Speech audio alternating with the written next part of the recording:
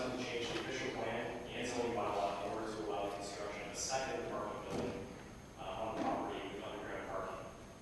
The building would be less than 24 meters in height and 9 stories, and would bring the total floor space ratio of the site to 2.1. It must be stated that the current official plan policies already allow for a building that is up to 25 meters in height and 8 stories with a floor space ratio of 2.0. The overall effect of the applications is a slight total increase in the floor space ratio and number of stories, but an overall reduction in actual permitted building height. In this regard, what is being proposed is not much different than what is already permitted under the zone. The amendment would also include modified step back regulations from Strasburg Road, a reduction of the side yard adjacent to a city-owned walkway, regulation of underground parking and the garage entrance location, and parking relief. I'd like to highlight how the development concept has evolved since the proposal was originally submitted to planning staff by the developer.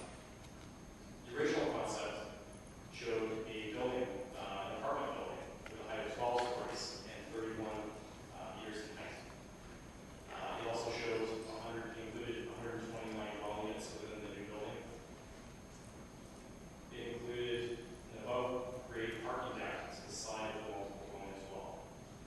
So the parking garage entrance that faces semi-detached dwellings to the rear, and a garage ramp are also located at the rear of the building. And the floor space ratio of the entire site was estimated at between 2.6 and 2.8. The site development has been greatly improved since the original submission. Through discussions between planning staff and the applicant, the concept has evolved to include multiple dwelling with a height less than 24 meters and 9 stories. This represents a height reduction of more than 7 meters and 3 stories from the original concept. It also includes underground parking that replaces the above-grade parking deck. And it includes a dwelling unit reduction from 129 units down to 107 units. The rear parking ramp and entrance have been relocated to the side of the building, leaving a rear yard buffer to the adjacent semi-detached houses. This buffer allows for an additional amenity space to the rear of the proposed building. A total floor space ratio reduction is proposed from the original 2.6 to 2.8 down to 2.1. This proposal represents only slight changes to the policies and regulations for the proposed building. The applications allow the opportunity for the city to impose regulations that make the proposed building better than it would be otherwise. The future site plan process will flesh out and further regulate the design and layout of the proposed building and parking. The proposed use and development concept are compatible with the adjacent low-rise residential development, and the proposal conforms to regional and provincial policies. Thanks very much for your time, and I'm available for any questions that you may have. Thank you, Andrew. Questions will come back to staff after the delegation, so if you can keep that in. We have a presentation also from Andrew Sinclair. Sinclair? Oh. Andrew, my apologies. Andrew Sinclair. You are representing the applicant. Correct. You have 5 minutes to make your presentation. Okay. And then there will be questions. Sorry, how do I click through?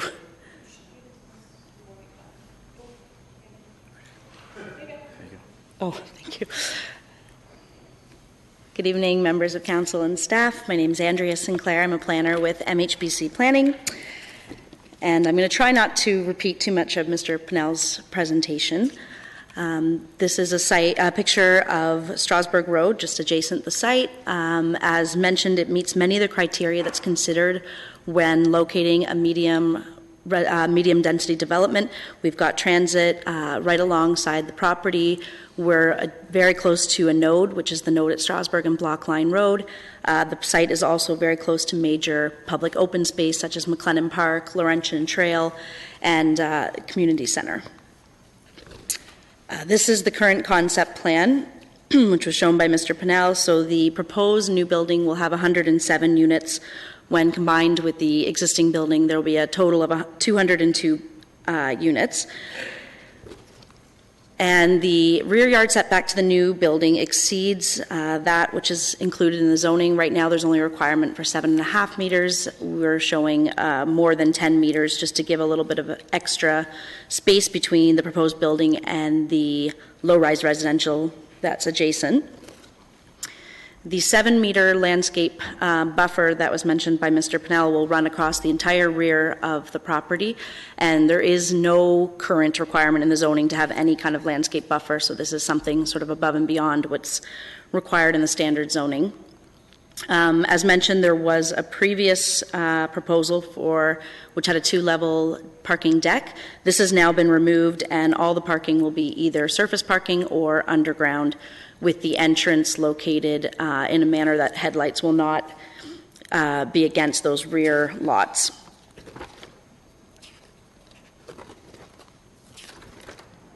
So this is a picture of the site in approximately the location where the new building will be. So there's a large surface parking lot, most of which, or a large percentage of which is unused. There's far more parking than that what the current building requires. We did have a parking study completed for this, which confirmed that the parking rate we're proposing of 1 space per unit is definitely appropriate for this type of development and based on the car ownership in this area and for this property. There's also a zoning provision in the draft bylaw that will recognize the existing condition of parking spaces that are between the building and the street. So again, we're not proposing any new parking spaces within this area. It's just recognizing what's there currently. And you can see by the landscaping that already exists along Strasbourg Road that this parking is largely screened from the public sidewalk. And that landscaping will remain as part of the new development. The side yard setback is reduced. We're proposing a reduction from 6 meters down to 3.54, but there is the public-owned walkway, which exists currently between our property and the next property over, which is about 30 feet. So in addition to our setback, there's the walkway and then the setback of the adjacent property, so we think it's more than adequate amount of side yard setback. This is again shows the back, sort of the rear of the site where there will be a 7-meter landscape strip. It's wider than the planting strip that's there currently. And overall, the current concept plan exceeds the requirement for landscaping that's in the zoning bylaw. The zoning requires 20% landscaping, and I believe we're sort of around 30%. So we do, again, exceed what the sort of minimum requirement is in the bylaw. And in conclusion, I support staff's recommendation to approve the official plan amendment and the zone change application. It's our opinion that the proposed development represents good planning. We think this is the right site for this type of development, and it's an appropriate intensification of a site that is currently underutilized. Thank you. Thank you, Ms. Sinclair. There are some significant changes from the initial proposal. So there are questions. Councilor Jansky, do you have comments? Yeah, thank you for your presentation. The existing building that's there, and then you said that there's a large surface parking lot that's not really utilized much. Where do the tenants in that existing building park right now? Underground facility? No, they use the surface parking lot, but there's a large number of tenants in the building that don't own cars. They use transit. So you have 95 units in the existing building. How many parking spaces are there on site right now before you move? Oh, But I'm trying to remember. Give me a second. I might be able to. What number? Do you remember off the top? 200? 120? Okay. Sorry. It's about 120 spaces there currently. okay, and then how many spaces will be left after when this new development goes in? So there's going to be 202 spaces total, and that's surface and underground combined. So it'll work out to be 1 space per unit. So will it comply with zoning, the existing building? This is the comply with the parking regulations? The existing building actually has less than that. They were put in, because of the number of bachelor units, they had a certain requirement that used to apply where I think it was, I want to say 0.7 spaces per unit. That no longer exists. New buildings can't have that requirement. So actually, the requirement for that building sort of comes up as a result, but the traffic study or the parking study confirmed that one is sort of a generous parking allowance, that less than that would even be appropriate, but they were comfortable supporting one space per unit. Okay, follow up on that. In the staff report, it talks about,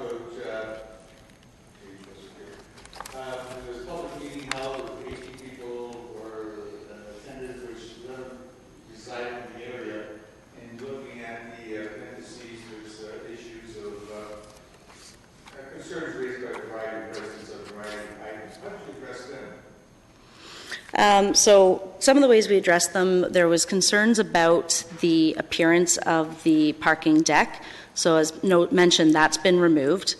We've also shifted the building closer to Strasbourg Road to allow for a greater setback between the building and the low-rise residential to the rear.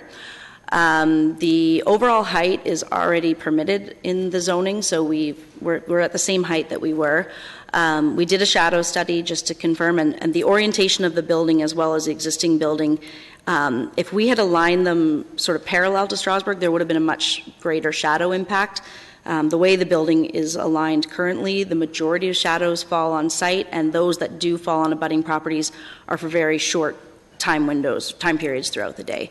And the landscape buffer is another thing that we proposed, is having the 7-meter landscape buffer to allow for some planting of some larger trees between the properties.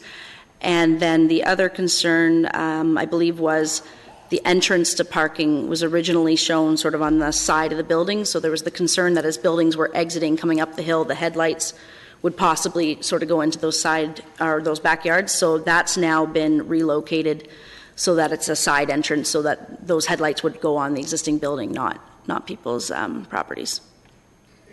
Apparently, shadows study issues that was raised. Is that pertaining to the existing building or the future building?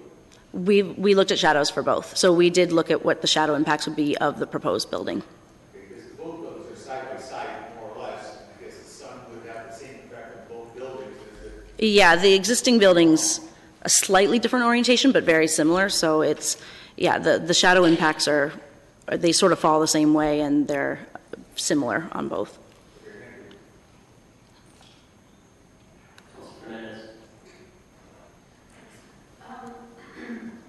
So one of the things, when I looked at the chart on page 2-6, it says the original concept before after review was 12 stories, and now we're going to 9 stories? Correct.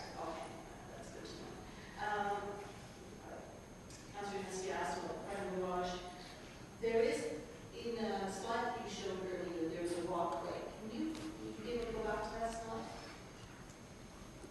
So the fence that I'm seeing on the left side of this picture is of the site to be developed. Is that correct? That's correct. So that's our sort of side fence, and then you can kind of just make out the fence on the right. That's of the fence. It's hard to see because it's mostly covered in bush.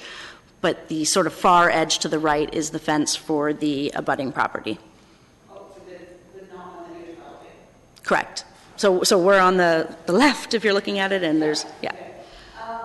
There was some concerns in the residents' notes about this, and that it will create a tunnel kind of effect.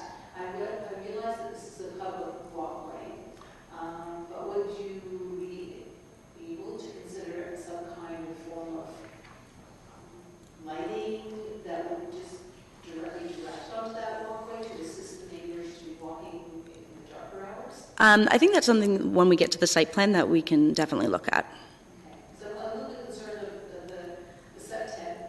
So if you're going to have a building on the left and a future building on the right, that does create a lack of visibility. Yeah, and I guess I would sort of say on that, if the building had been oriented the other way, say parallel to Strasbourg, you would have ended up with the side building, which is usually just stairwell and things like that.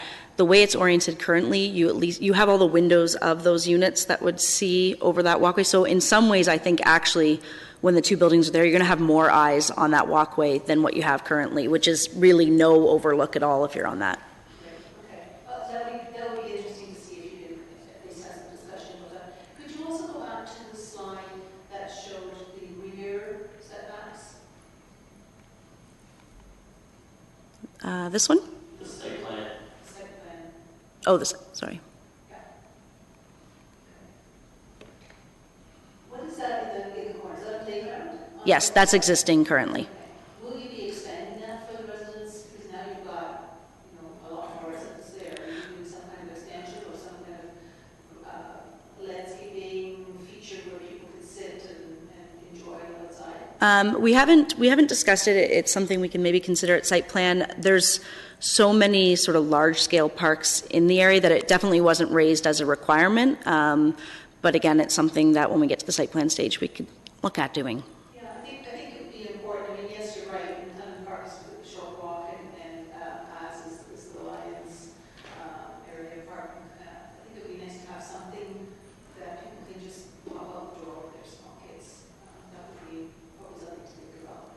Okay, just a question: if anybody in the gallery is here on this issue, would you be able to- There are a few residents. would you be able to- They haven't indicated they want to speak, but they're here to listen, and they did converse with staff. I'll ask them again after this presentation is done. Okay, thank you very much. Thank you. Registration, I don't know when that's registered at that point. I will ask the gallery, so I have most questions. That was going to be my intent. Councilor Inez. Thank you, Chair Singh. Thanks for your presentation. Overall, I don't disagree with the zone change and everything else, but what I'm concerned about is when I look at the property now, what are the plans to upgrade the design of these buildings? Because what I see here is just a box, and I would like to see something that's a little more pleasing to the neighborhood.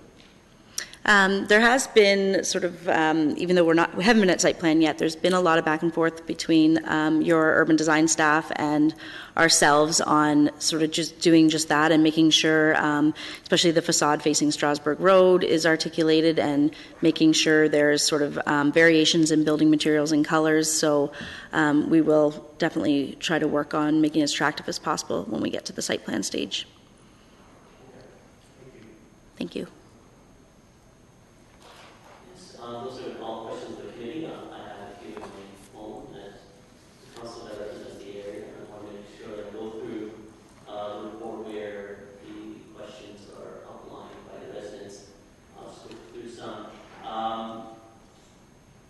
So one of the residents said, and I'm guessing this resident backs on to where the proposed construction is anticipated. The issue with damage to the fence along. I understand it's a private owner issue between two parties. But what type of site mitigation is proposed during the construction period to ensure that there's proper communication with the area residents, especially those that are abutting the rear line? Sure. Well, during construction, I think there will be adequate notice to all the property owners. If there's any damage that occurs as a result of the construction, that would be our client's responsibility to repair any damage. I'm not expecting that there would be any, but as well, we can look at if the fence gets damaged or parts of it need to be taken down for construction, then I think it would be reasonable at site plan to look at possibly having a whole new fence along the side. And again, So you raise a good point. Through the site plan process, it'll outline what type of fencing is required. That's You correct. said it's a wooden fence, right? It's a 6-foot wooden fence. That's usually the requirement, yeah. Board on board. Is it in keeping with the existing fence, or is there a desire to construct something different? We haven't really gotten into that detail yet, to be honest, but we can talk with staff and see what sort of at site plan what they think would be appropriate, and if there's a need to do something beyond what the city would usually require, then we can definitely talk to our clients about that. I'll ask that when the opportunity comes next to ask them what they have in mind. The other is, so for snow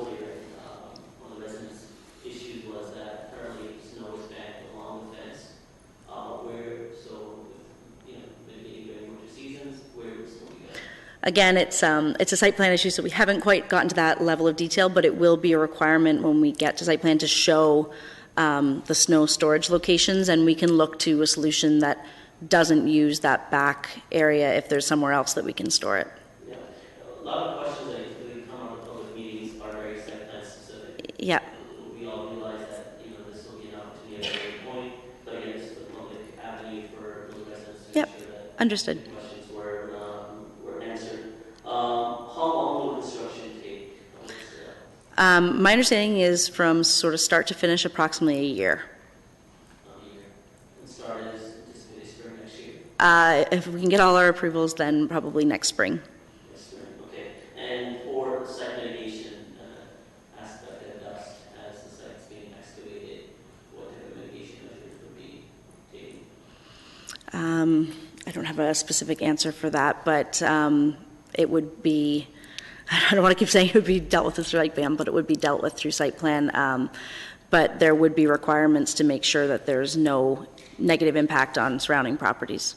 Sure. Perhaps for the committee and those that have made those questions, for their comfort, I can specify the applicant that they've developed, construction of this size in the past. This is not their first venture, obviously. Yeah. They own an existing building. Have they built elsewhere also to similar stuff, and footprint or large? They have experience building sites? Yes, yes.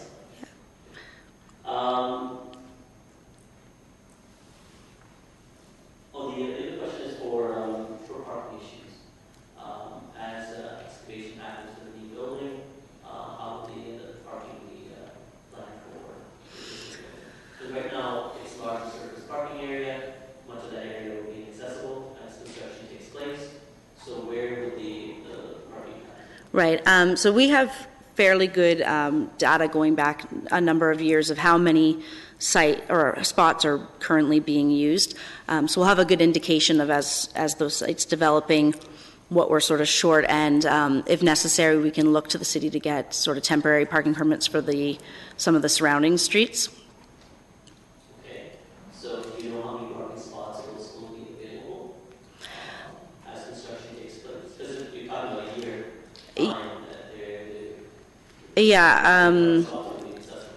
I don't. Well, and I don't think it's anticipated that the entire year would have, most of the site. I think sort of the underground will taking some time. I think most of the parking that runs along the existing building would remain in place. It would mostly be sort of the parking that's in the location where the new building is going, which most of that parking is empty most of the time anyways. I don't have a specific number of spaces that would be sort of unusable during that time. Okay, all right. So those are all the questions from the committee. Thank you for making your presentation. There was initially a request to have questions of staff, so if anyone else wants to key in. So those are all the questions for you. Thank you. Councillor Ioannidis. Thank you, Chair Singh. Okay, my question is I know it's probably more along the site plan and everything else, but I do have some very concerns about the way this property is going to be designed, in particular with the property beside it. And I would like for this property and the other property to have at least a significant curb appeal. What kind of insurances that you can provide us to make sure that happens? Go ahead. Through you, Mr. Chair. We have an urban design manual that has extensive guidelines and policies with respect to how multiple dwellings are to be designed, and that would be our first go-to document for designing the building. We have had initial discussions about the design, and we didn't agree on any particular form yet, but the design is evolving. We've talked so far about articulation of the building, mixing building materials. We've talked about ensuring that there's some sort of a building facade or street presence for the building at ground level. And making the building distinct from the existing building that's already on the site. So those are some of the principles we've discussed to date. But we will be looking to the urban design manual. Okay, thank you. Councillor Lunetsky.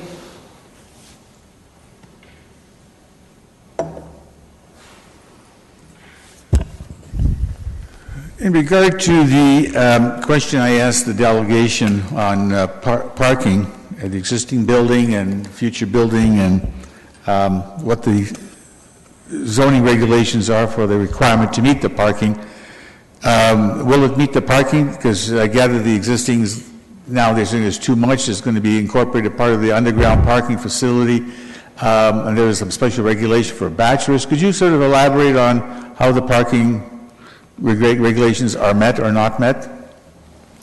Through you, Mr. Chair. One of the, as I mentioned in my presentation, one of the aspects that the developer is seeking here is a parking reduction. They did retain a transportation consultant, Paradigm Transportation Solutions, to look at the existing parking ratios for the existing building, and then they basically extrapolated that for the new building. And it was determined that one space per unit would be more than sufficient for the site, especially looking at the some of the TDM measures, transportation demand management measures that are being implemented for the site, including secure bike parking. There's also word from the region that there will be higher than normal transit service for this particular area, especially with the changes to the GRT system happening in 2018 with LRT starting up. There will be some high-frequency routes going very close to this site. So it was determined by Paradigm at looking at some of those factors that the one space per unit was appropriate and the parking reduction is justified. You indicated there'll be resulting in one space per unit, and that's combining the both buildings, right? Yes. Okay, so what's the existing parking requirement of the bylaw? I should mention that the existing parking situation is has some grandfathering built into it. As Ms. Sinclair mentioned, there was what we have dubbed the bachelor parking ratio used for the existing building. That was 0.165 spaces per unit, or one space for every 7 units, for not all of the units, but for a portion of the units. We said when this application came in that that the grandfathering no longer existed. They needed to either meet the current regulations of 1.5 spaces per unit, or they needed to demonstrate through a parking reduction justification study that a lower rate was warranted, and they went with the latter. Okay. You handed out a sheet with some revisions to the wording of the amendment. Without having quickly read this and trying to compare it to the other, could you just highlight exactly where the changes are, because they're not underlined or bolded or anything, so I'm not too sure what component it is. Although you say it complies, it's just more tweaking. Could you identify what the tweaking is?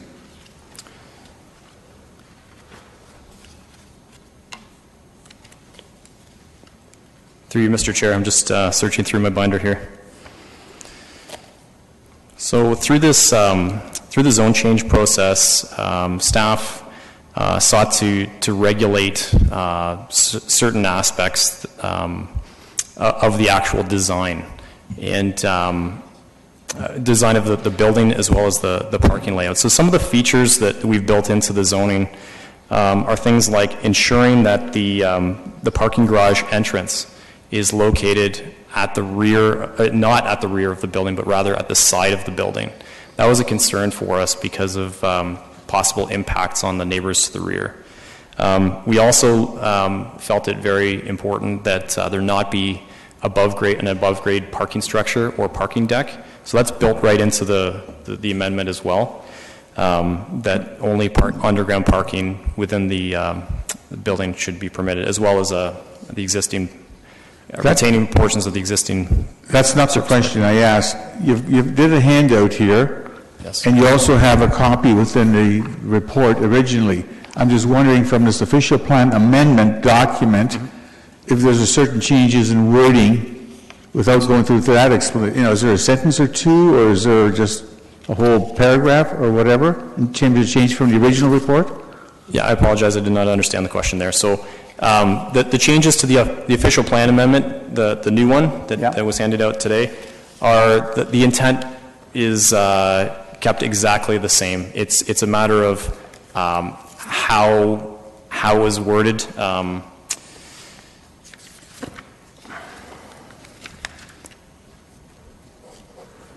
Is there a specific paragraph or a sentence that you're referring to? There were several paragraphs. There were several changes. I'm just referring to it. Does it change in principle the initial report, or? Nope. The intent is exactly the same. There are zero changes. I think the important message to convey here is that they're seeking a floor space ratio of 1.0. That's staying exactly the same. Sorry, That's the say key the last part message. again? Just the floor space ratio that they're seeking is 2.1 rather. Right. But the report here says in the first paragraph, maximum floor space ratio 2.0, and yet you're approving 2.1. Yes, that's the current official plan says that the floor space ratio maximum is 2.0. They're going to a floor space ratio of 2.1.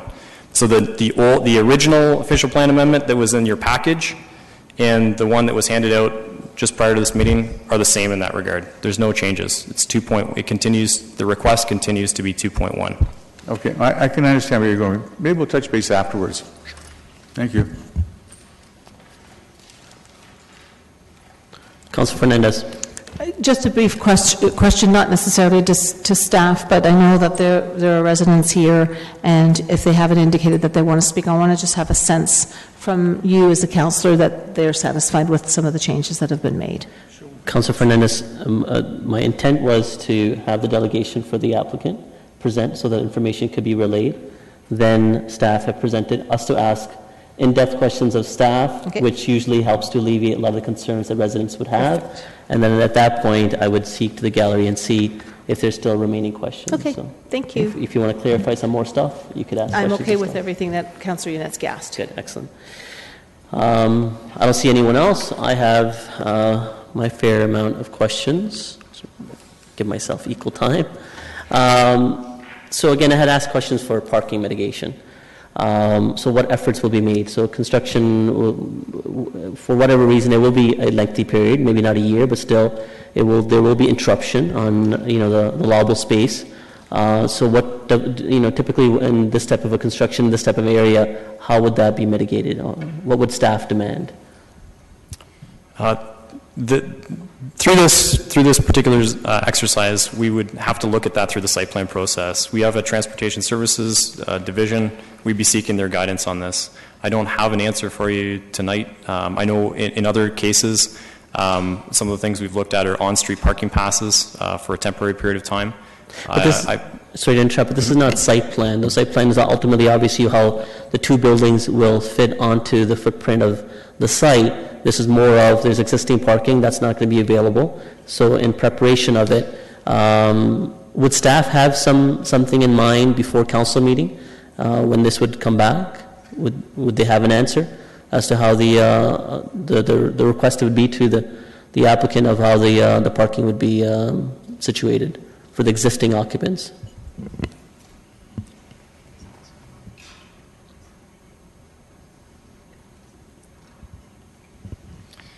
Mr. Chair, we can come back with something.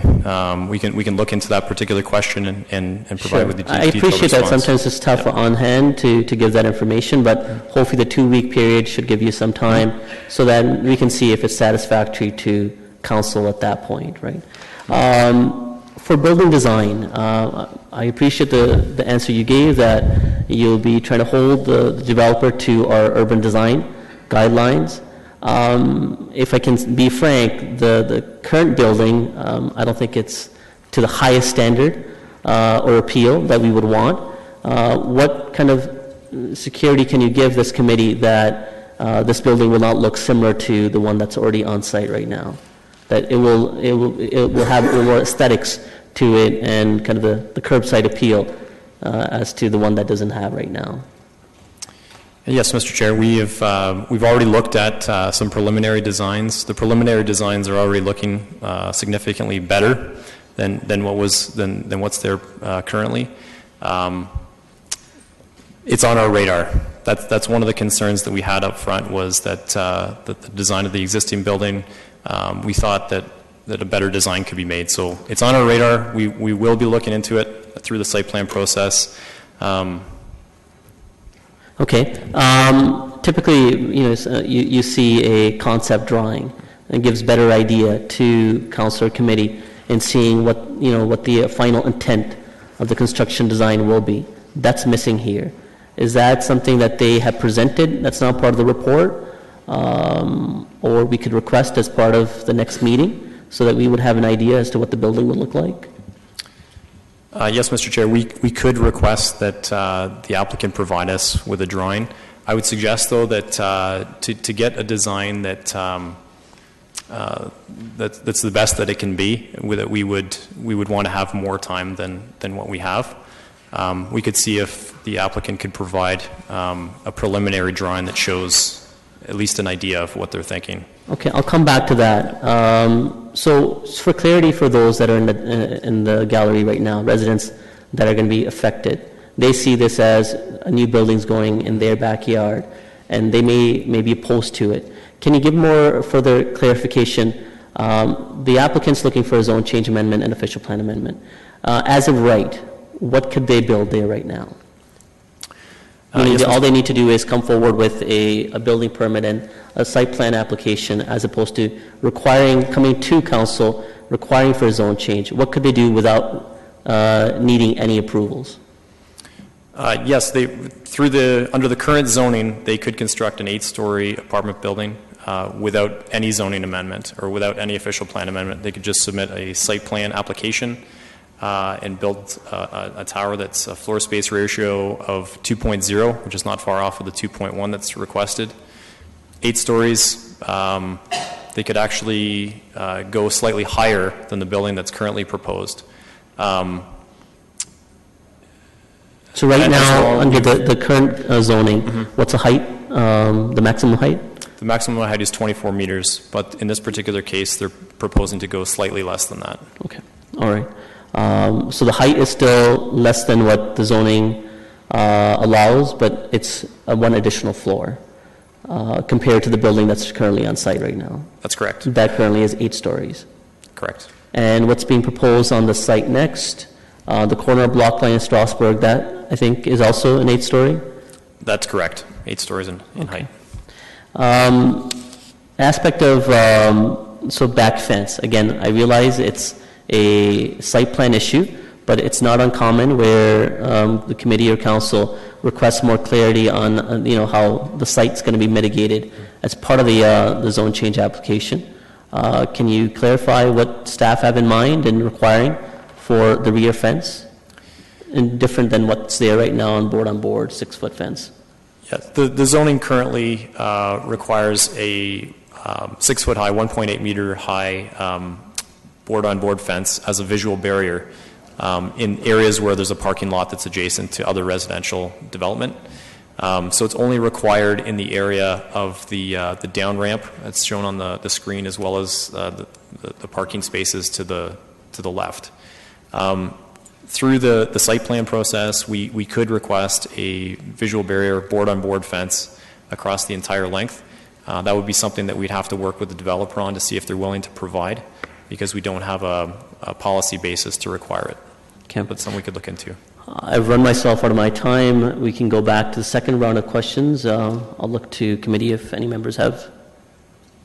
Second round? Okay. I had some further questions, so I'll use that opportunity for myself, as would be allowed. So carrying on with that, you said the fencing, there's not that much more that could be asked. In the past, we have asked for, higher fence or different materials. So my concern here is because the ramp, and so underground parking, is furthest to the site and the property line, so closest to the abutting lots. Because there will be additional vehicular traffic, because now it's not just parking for one building, you're almost doubling the parking complement. So obviously, even if not all of it is being used, there will be more vehicles on site. Can we request for a better fencing or a higher fence as opposed to the 6-foot? Yes, Mr. Chair, we can request any size fence that we want, but there's no requirement. Through the zoning bylaw, that's not something that we can technically regulate, but it's something that in the past we've been very successful at having discussions with the developer and obtaining. So we could discuss that prior to council if you wish. Part of council, okay. All right, good. Those are my, Councilor Fernandez, go ahead. Was that? Okay, all right. So those are questions of staff. I'll look to the gallery. There's, can those raise their hand that they're here for this item? Okay. Did you guys want to say something to the committee? Okay.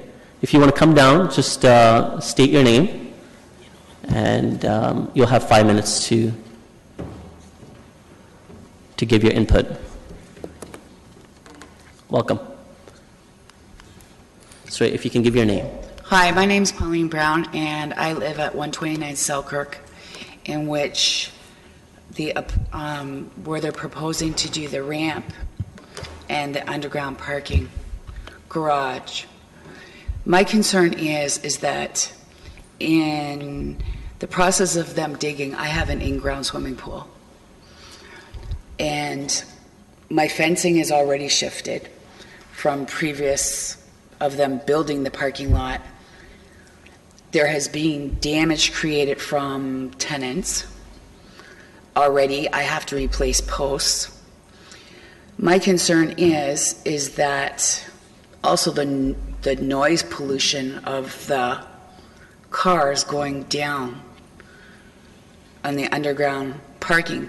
I just want to be somewhat guaranteed that should any property damage be occurred to my backyard, my swimming pool sinking, that back fencing, that IB and other neighbors who have swimming pools also be compensated. Like, this is a huge undertaking. We will not be able to utilize our backyards at all during the construction period. And when they did build the very first building, it was a two-year plan. Like, it took them 2 years, and the debris and things just flew into our backyards. It did some damage to my filtration system because they used styrofoam as stucco work. So, I mean, I need some assurance. I'm obviously opposed to it. Putting a nine-story high-rise building will be no privacy. And no privacy for me to enjoy my property that I purchased, which, you know, I was hoping that would take me into my retirement. We have other neighbors. That is their retirement. What assurance could you give me? Okay. That's my concern. Good. I'll see any questions of the delegation. Councilor Fernandez? Thank you for coming in and expressing your concerns. So am I to understand that you're going to be immediately behind the, on this picture, the construction of this apartment building? Yeah. Okay. And what is along your fence right now? Do you have any vegetation at all, any trees at all? I don't. My next door neighbor has a tree. Or there might be a smaller one, because they did plant some trees. But those trees, the kids climb. They climb onto your fence. My shed is 3 feet away from my fence. So, again, it's incurred property damage in which I have to pay for to repair. Another neighbor, their yard was, with another swimming pool, was broken into constantly. So part of that is property management issues, right? I mean, it's good that you're identifying it now, so that's something that the the council can possibly address in terms of who's managing both of those apartment buildings. I think that's very important. The other question I have is, if you've got a swimming pool, you've probably oriented your pool so that you're going to maximize the amount of sun to warm it up. Yeah. So where is the sun, and if you can point out in this picture, where is the sun rising and setting? Is it going from one side of your yard to the other side? Yeah, so it's coming from my front yard to my backyard. So I would get, so right where the back is, and this and where the new apartment is, I will get sun there, and that's what basically heats my pool, because it's all day sun. I mean, I don't have the luxury, I'm a single parent, of spending $4,000 on a heating system for my swimming pool. So I rely on the sun to heat it. My season is already shortened. Perhaps people can open their pools in May, okay, and swim in it already. I don't have that luxury and close it down in October because they have a heater. I rely on the sun. Okay. So it's already limited. Yeah, the reason I was asking is I wanted to understand, the consultant for the developer said that there has been a shadow study, but I'm just wondering if the sun is setting to the right of this picture for me, to the left probably for you, that you would see a less sunset than you do now. Oh, a lot less. Okay. So I'm just trying to understand if the consultant will, or the staff maybe, it would be better to ask them. What's your concern, Councillor? The hours of shadow that will now happen in the backyards along there is basically the concern I have. Because they said that they did a shadow study, and that they said that it would be a minimal number of hours that there would be less sun and more shadow. I'm not an expert, I'll let staff answer, but if the sun is coming from the front yard to the back, I'm guessing it would be little effect, but I'll let staff answer. Well, I'm looking at the orientation here, so then, yeah, there's a north and a south, but there's east to west, right? And looking at the shadow study, Andrew? Yes, through you, Mr. Chair. We do have a shadow impact study. It's not detailed sufficiently to understand how many hours of daylight and how many hours of shadow will be cast on the back. It provides a snapshot. So it may be something that MHBC, Ms. Sinclair's firm, prepared the study. Perhaps that's something we could come back with if it's an important question, and we could see if there's any data on the exact length of time during the summer months. I'd appreciate that. That would be great. That would help resolve my question, and it may help the resident as well. Thank you. Thank you. Councillor Janeski? Yeah, just further with the questioning of the sun shadow, I'm going to ask the lady, the property owner, could you tell me from the existing building that's there, the apartment building, how much of a shadow goes into your backyard and into your pool? Is it from that building? None. None. Okay, so No, you get it's far enough away. It's far enough away, so you get sun all the time. Yeah. But if this new building comes in, based on the shadows of that one, which would be more or less similar, as is pointed out, you feel it'll come into your pool? It most definitely would. Because how that is laid out, it is much closer to my property. It's closer to Wendy's property, which is right where you see the line up there. That is her property. That red arrow. The red arrow. That's her property. Where that path line is, where you've seen it, that's her property. Then I'm one semi. There's a semi, and then I'm right beside that. It's going to impede on us. So your semi is sort of near where that red arrow is? Yeah, right where her semi, Wendy's up there, up top, and Frank's, which is the adjoining, and I'm right directly beside them. Okay, I appreciate that. Question to staff from what also the other question that you raised about the fencing and about the shifting of the earth and the pool and the damage to the fence, etc. You said, like, what's going to happen? So my question to staff is, how are you going to address that, or how's the future contracting and operation of the construction going to address and address her concerns, and how's that going to be resolved?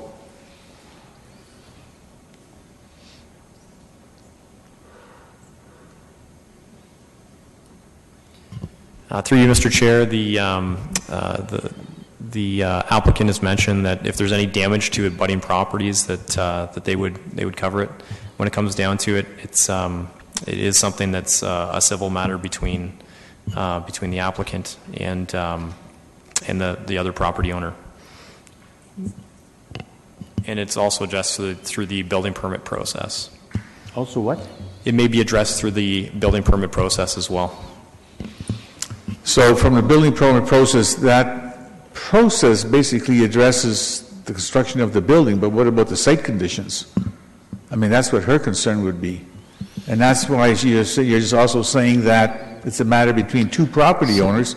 Well, that leaves her hanging there, finding the developer.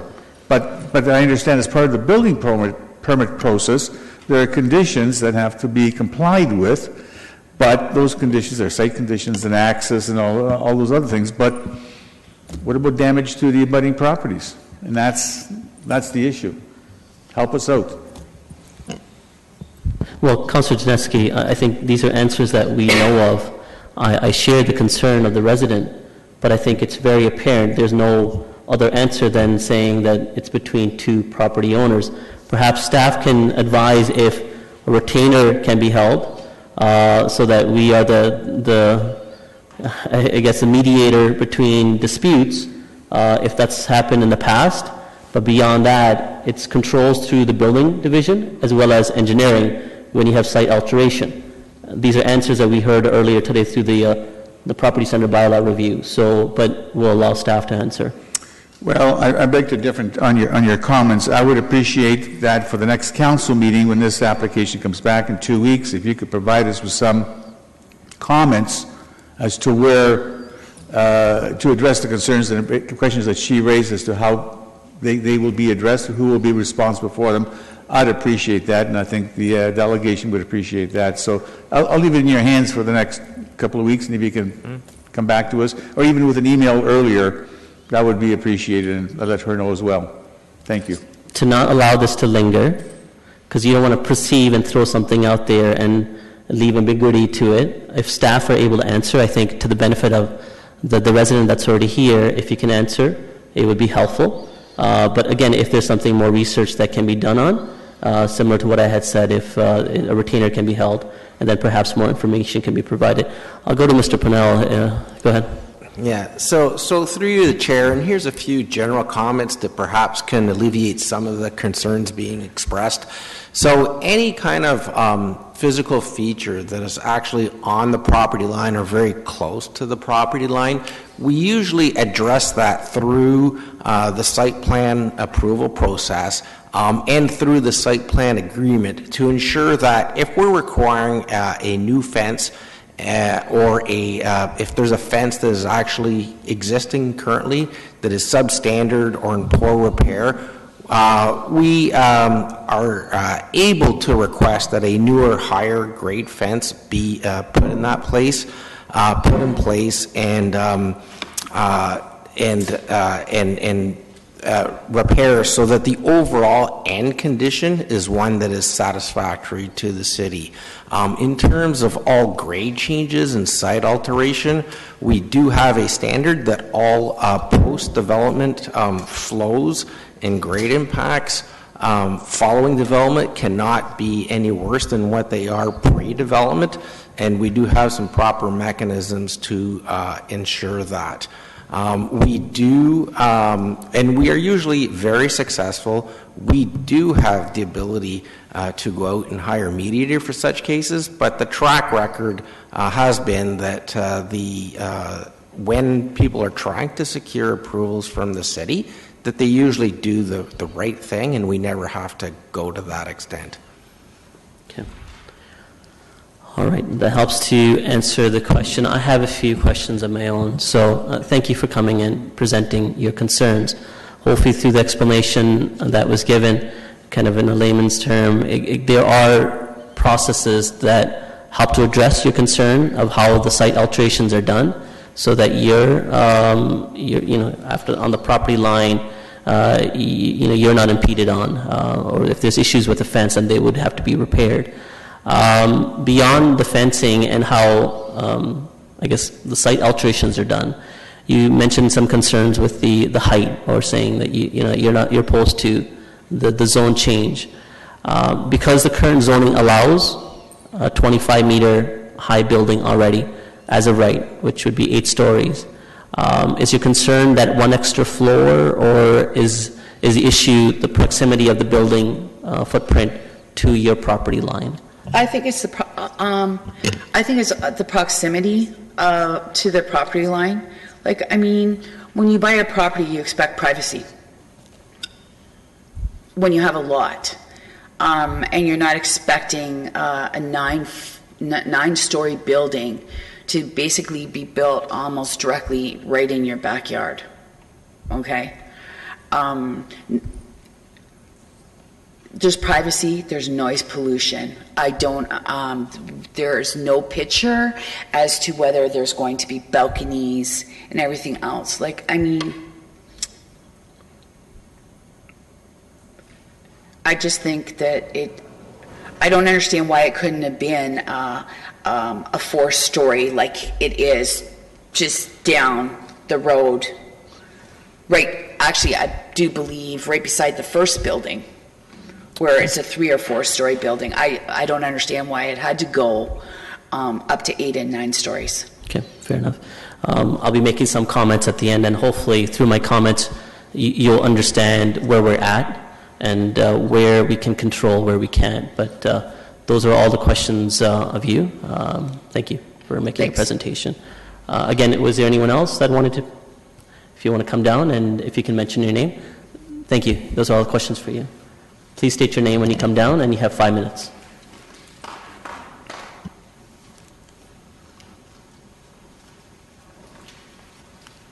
Hi, I'm Wendy Oakes. I live at 123 Selkirk.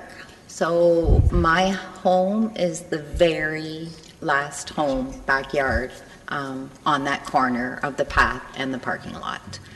I have a few concerns.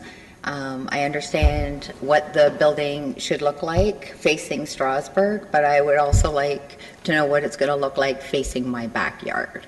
I've lived in my home for 2.5 years, and I did not know that this building was going to go there. Maybe due to my own fault, but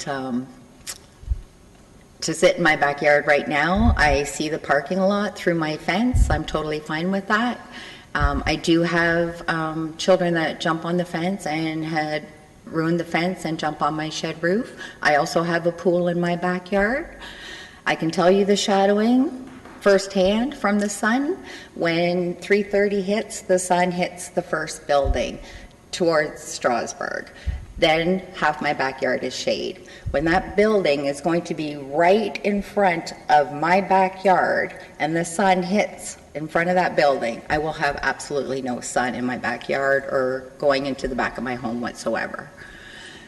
Also, I'm afraid there's a construction site for the last 2.5 years on longer on the corner of Block Line and Strasbourg Road.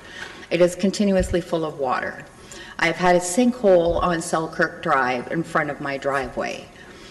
There's water issues somewhere in this area. I'm afraid that when they start construction on this building, they're also going to have these water issues. If they have these water issues, are we going to have to look at this big water hole through our fence and through our home windows and just have a big unsafe area there where children walk that pathway to catch the school bus on Selkirk Drive? We have heard that the construction workers can park on Selkirk Drive and walk that pathway to the construction site on that parking lot. Regarding the underground parking, we want to know where those fumes are going to be vented out. I don't want them vented into my backyard. Other obvious concerns are construction noise, construction litter that are going to fly into our backyard, into our pools. Who's going to be responsible for that? There's changes to the garbage laws. We can only take them out to the curb so often. Okay. That's all I have to say right now. Thank And, you. oh, sorry, I have one more question. For the next meeting, for the design, are the residents on Selkirk Drive allowed to attend? Thank you. Thank you. Any questions of the delegation?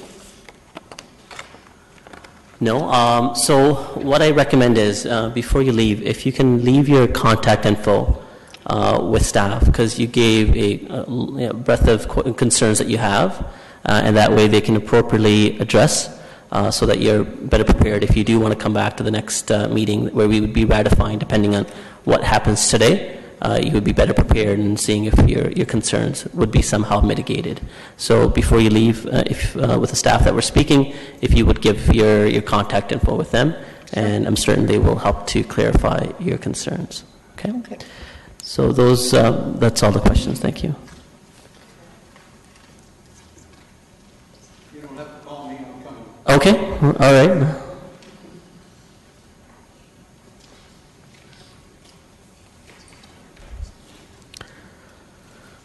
Sir, if you want to state your name, and you have 5 minutes to make your presentation. Yeah, my name is Frank Troop. I live at 125 Selkirk Drive. I oppose the building going in at all. My most concern is the sun. It's right in the backyard, and it's 20 meters away, and that's going to block the sun for sure. And like you say, garbage. Like when the first building up, actually I worked there for a year and a half.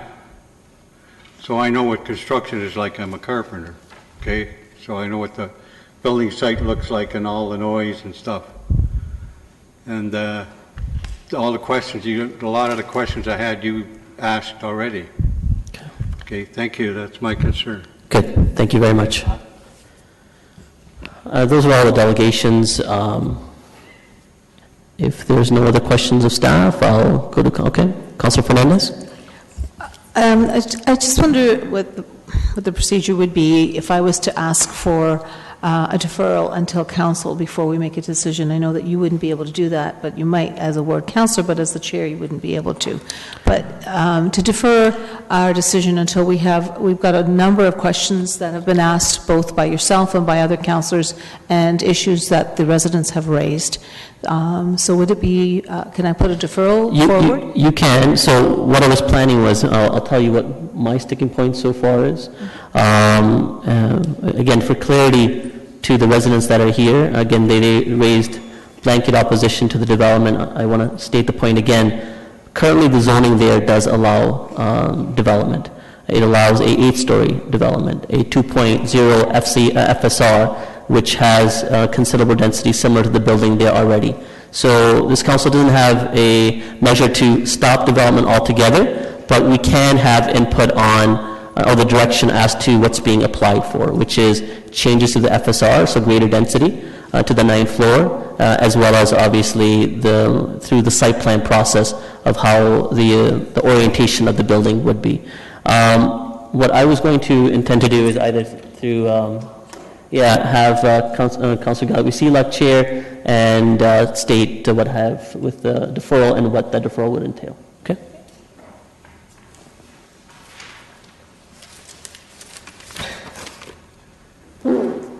It's the chair. Does anybody else have any comments? Or I can just turn right to Councillor Singh. Go ahead, Councillor Singh. Yeah, just for the benefit of the residents at least, all the industry experts know the process, what happens in committee. The person who's chairing can't move a motion or give direction to staff, so that's why I had to come, and Councillor Galway-Seelock is my vice chair for planning, and so she'd be chairing for the remainder of the meeting, or for this item at least, unless she wants to do the whole meeting. Madam Chair, again, my concern through my questions lies with the orientation of the building and the design. My real issues are what will the ultimate look of the building will be. As I already said, there's limitation on the height and density, as it already allows considerable density at a 2.0 FSR and a 25-meter height as of right that the developer could build there without requiring any approvals. But because they are wanting slight increase to density, and height, or the number of floors, we have an avenue to specify what type of look of this building should be. We need to ensure the development adheres to a stricter code to the urban design guidelines.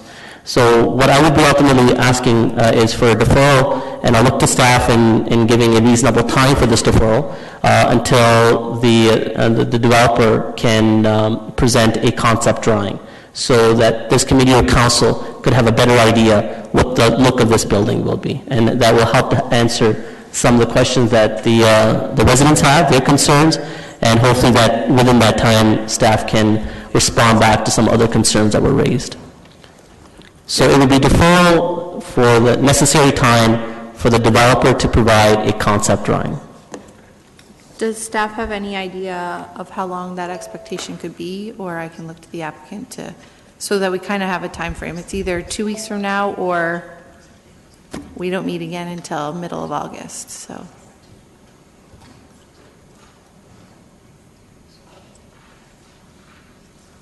Oh, sorry, Andrew? Yes, through you, Madam Chair. We're just, it's going to take a joint effort. Absolutely.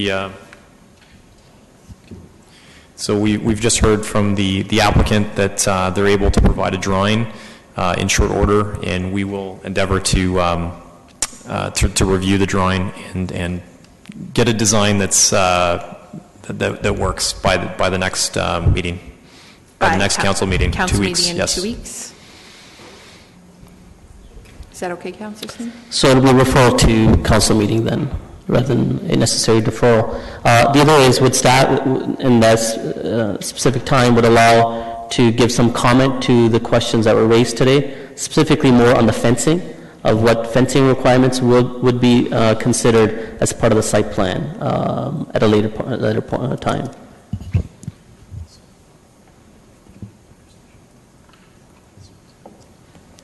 So that if council so chooses, we can give specifics of what our expectation is of the fencing.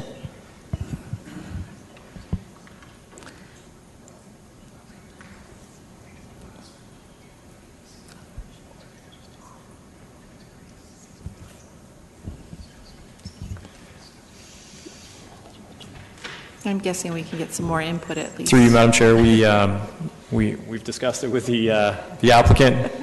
We'll do the 1.8 meter high fence across the entire length of the rear yard. 1.8 meter.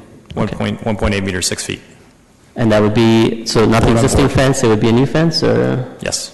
Okay, all right. Well, again, through the next council meeting, I may have some comments on that. But again, we do need to have the concept drawing, and if staff feels that they can get it within the next 2 weeks, I'm comfortable with that and referring to council rather than making a decision today, so this be referred to council.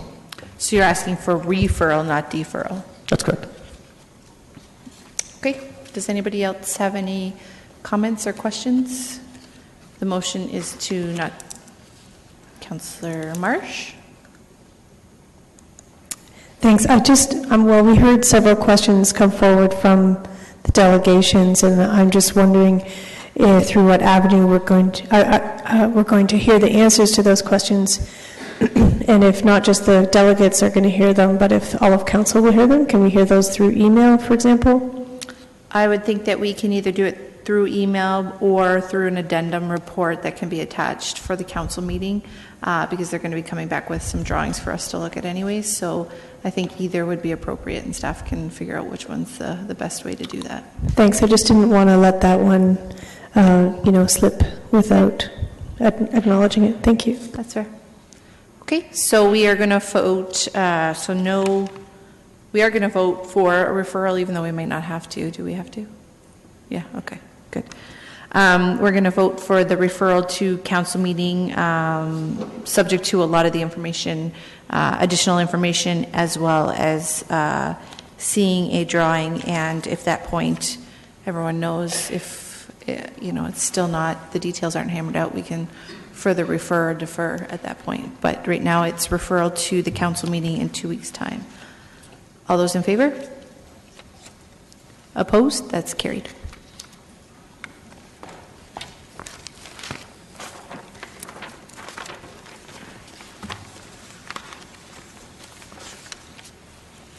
Thank you, Councillor Galloway Seelock. And so this item is concluded just for the area residents. So no decision was made today.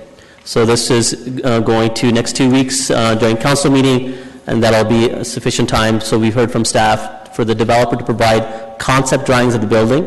So as some of the questions that were raised, the orientation where the balconies would be, what would be overlooking your backyards would be better answered. And at that point, then we will make a decision as to approval or further deferral if we have more concerns or questions at that point.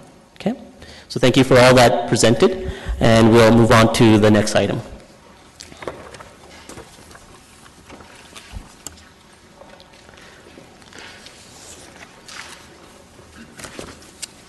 All right, so this is for item number 3. This is Patricia Holding, Inc., 8 Bloomingdale Road. We have a presentation from staff and then a quick presentation from on behalf of the proponent. Craig, do you want to present first? Whenever you're ready. Good evening, Mr. Chair and members of committee. Before you is a zone change application received by the City's Planning Division for 8 Bloomingdale Road. Subject property, municipally address is 8 Bloomingdale Road, is located at the southeast corner of Bloomingdale Road and Bridge Street East. Currently, the property consists of a 501 square meter, 4-unit commercial plaza with 32 surface parking spaces provided on site. The subject property is designated open space in the 1994 official plan and zoned existing use zone, E1, with special use provision 183U. The existing use zone allows existing uses to legally continue on the subject property, and special use provision 183U permits convenience retail, financial establishments, health offices, personal services, and restaurants. The owner is proposing a zoning bylaw amendment to allow additional uses on the subject property. The owner has proposed to add the following uses to the existing special use provision 183U. Canine and feline grooming, veterinarian services, retail restricted up to 186 square meters, and office restricted up to 186 square meters. These proposed additional uses are similar in nature to the existing uses permitted on the subject property under special use provision 183U. There is no development, expansion, or modification being proposed to the existing building or the property, and the additional uses will not pose a new risk associated with the flooding of the property, tenants, or customers. The addition of these uses will broaden a number of prospective tenants for the existing commercial plaza and will provide an opportunity to remain economically viable. The Grand River Conservation Authority was directly involved in the review of this application. The GRC has indicated that they have no concerns with the proposed additional uses, as the proposed uses are similar to the existing commercial uses permitted, and the existing uses will not increase risk to life and or property associated with flooding. Planning staff is of the opinion that the proposed zone change to amend special use provision 183U will benefit the subject property and surrounding community. Adding additional uses to 183U will permit a broader range of commercial uses that are appropriate and compatible for the subject lands and surrounding neighborhood. The additional uses will improve the ability to re-tenant existing units and prevent longer-term vacancies. It is planning staff's opinion that the proposed zone change conforms to the intent of the official plan and the Bridgeport East Secondary Community Plan. In conclusion, planning staff is of the opinion that the proposed zone change demonstrates good planning principles and the additional uses are appropriate for the subject lands and are compatible with the surrounding neighborhood. Staff therefore recommends approval of this application. If there are any questions, I'd be happy to answer them. All right, thank you very much. Before we take questions of staff, we'll take the proponent's representative as a delegation. So I have Councillor Davey and Councillor Fernandez. I'll keep you in this order when we come back. You may want to key out so that if in case you have questions of the next delegation as well. So can I have Mr. LaBreche? I'm guessing you're here as a representative on the proponent? Yes. Thank you. You have 5 minutes. Thank you, Chair Singh, Mayor Urbanovic, members of committee. My name is Victor LaBreche from LaBreche Patterson Associates. We represent the landowners and are here in support of the staff recommendation as written and provided to you this evening. As noted in the description and reasons purpose for the application, it is to simply expand on the list of the permitted uses beyond what the limited number of uses are permitted on this site today in its current zoning. The additional uses to be added, including veterinary services, pet grooming, and offices, as well as retail, are compatible and complementary to the surrounding neighborhood. I would note that there's restriction on the office and retail use that may go in there within the existing building to a maximum of 2,000 square feet. Again, no further development, expansion, or modification of the existing plaza, the site, the parking will result from this application. What you see there today, you will see there going forward. Again, it's just to allow more flexibility in the zoning, improve the tenancy, the viability of the property, to sustain it in somewhat a difficult predicament that it's in within this existing restriction of the floodway to the Grand River and the Conservation Authority, which dates back, as I recall, to the early 80s.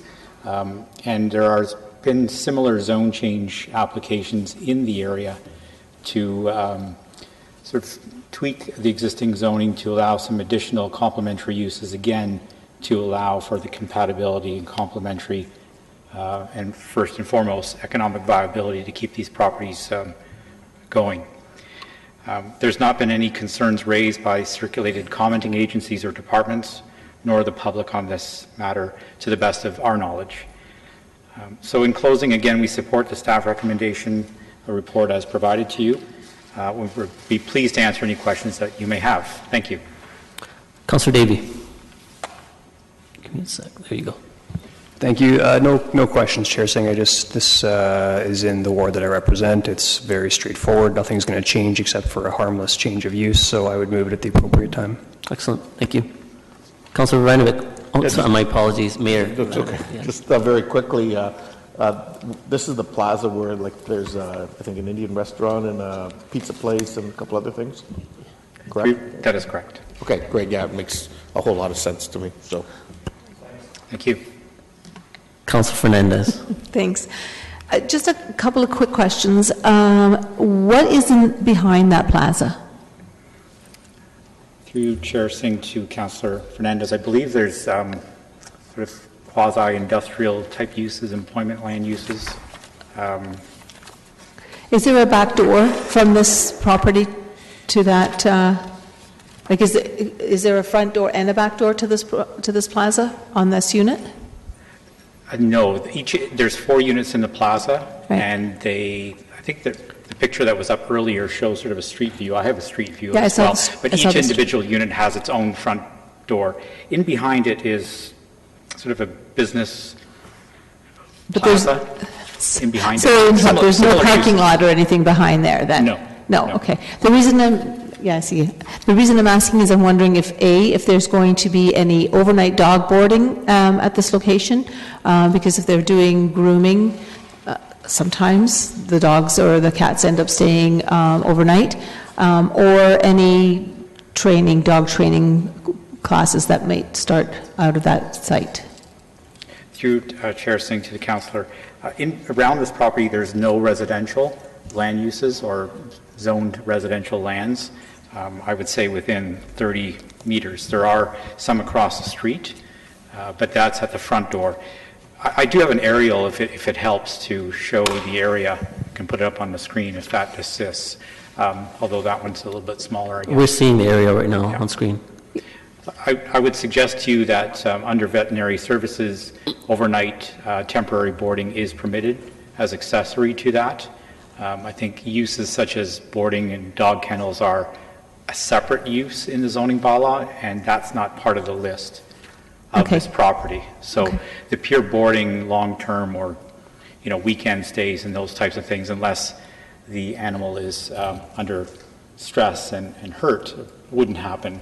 Okay, all right. And the reason I'm asking this, Mr. LaBreche, is because it would speak to a lot if it becomes a doggy daycare or it becomes a use that may not be permitted at this time, but that somebody would come back and reapply for dog training, we're going to see a change in traffic patterns, I'm sure. This is just sort of a service, a veterinarian service. People are in and out in a different manner than if they're doing an hour-long training session with their dog. So I just wanted to make sure that that wasn't going to be included in this. It wasn't the intention of your client. Correct. Okay, that's all I needed to know. That's good. Thank you. Thank you. Thank you, Mr. LaBreche. That's all the questions. Thank you. Councillor Davey and Councillor Fernandez, you had both keyed in to ask questions of staff. You're okay? Councillor Fernandez, you're okay as well? Councillor Janetsky, questions of staff. Yep. The existing use is really a use that's as a result of the flooding that took place back in 1974, Victoria Day weekend, and flooded the whole area as noted on the map 1, which is all identified as E1. The current property has commercial uses in there, variety of retail, etc. And under the existing zone, the E1 basically allows what was there on the property. My question to you is, as part of the zone change, you're adding another 3 or 4 more uses, which is fine. But under the commercial C1 zoning, which you identified in here as being similar type uses, are other uses in the C1 also currently permitted that are currently permitted? Through the chair, the zoning, E1 zoning in the 183U permits the current uses in the C1 zoning, which would be the financial establishment, convenience retail, health office, personal service, and restaurants. And then the special use regulation currently prohibits gas bars, dwelling units, anything that would be sensitive to flooding. What was the last comment about dwelling units? They're not permitted. They're prohibited because they're sensitive to flooding. Okay, that's correct. All right. So those handful of commercial uses you just read, financial establishment, etc. Mr. Gazzola, could you just I'm just, he's going back and forth, and I'm anyways, appreciate that. Those commercial uses you identified will continue on, and then these will be the other 3 or 4 that will be added. So there's more flexibility of 7, 8 uses, commercial type uses that he can do as one moves out, another one can move in. Correct? Yes, that's correct. Excluding the dwelling unit. Okay, that's basically it. Okay, I'm prepared to support this. That's it. Thank you. Okay, questions of staff have been answered as well and asked. It's being moved by Councillor Davey. All those in favor? Opposed? And that carries. Thank you. We'll move on to item number 4. This is for the draft plan of subdivision zone change application for Promontory Inc. And this is for 710 Huron Road. Katie, do you want to present first? Yeah.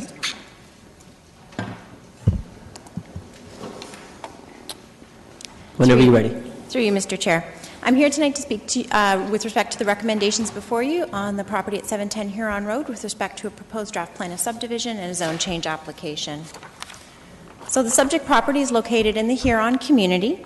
It's surrounded by a number of recently developed subdivisions as well as a number of recently draft-approved subdivisions. Those are the ones shown in dashed lines, and the city also has a plan of subdivision and circulation just on the other side of Huron Road, which provides for the continuation of Rockford Street. So this area is a low-rise residential area. It's been designated low-rise. And this particular property is the subject of the current proposal. So the plan of subdivision that the applicant is proposing is a single cul-de-sac, 38 single detached dwellings, 6 street-fronting townhouse dwellings, and a multiple residential parcel that could contain up to 98 cluster townhouses. There's also a park block that's being proposed, and that's right at the bottom of the plan, adjacent to the lands to the south. And it'll provide for a continuation of the city park that's in those lands and provide a direct connection through to the park and to the elementary school site that have already been draft approved. And there's also a walkway block that'll provide a pedestrian connection directly through to Tartan Court. So right now, the lands are designated low-rise residential. They have a zone right now of R3 with a 17-hold HSR, which is a holding provision, and those lands are basically blanket zoned as a low-rise residential area, and it's understood that most of them do go through zone change processes through the subdivision process. So there are basically three main zoning categories that are proposed.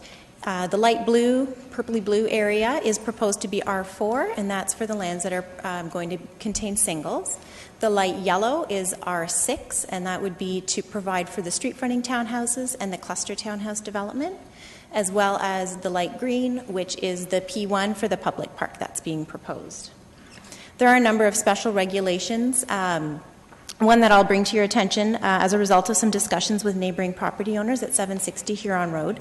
We increased the minimum setback to that property line from 2.5 meters. It's technically considered a side yard, and we think it's a lot more appropriate to treat it as a rear yard, so to have a 7.5 meter setback to that property line.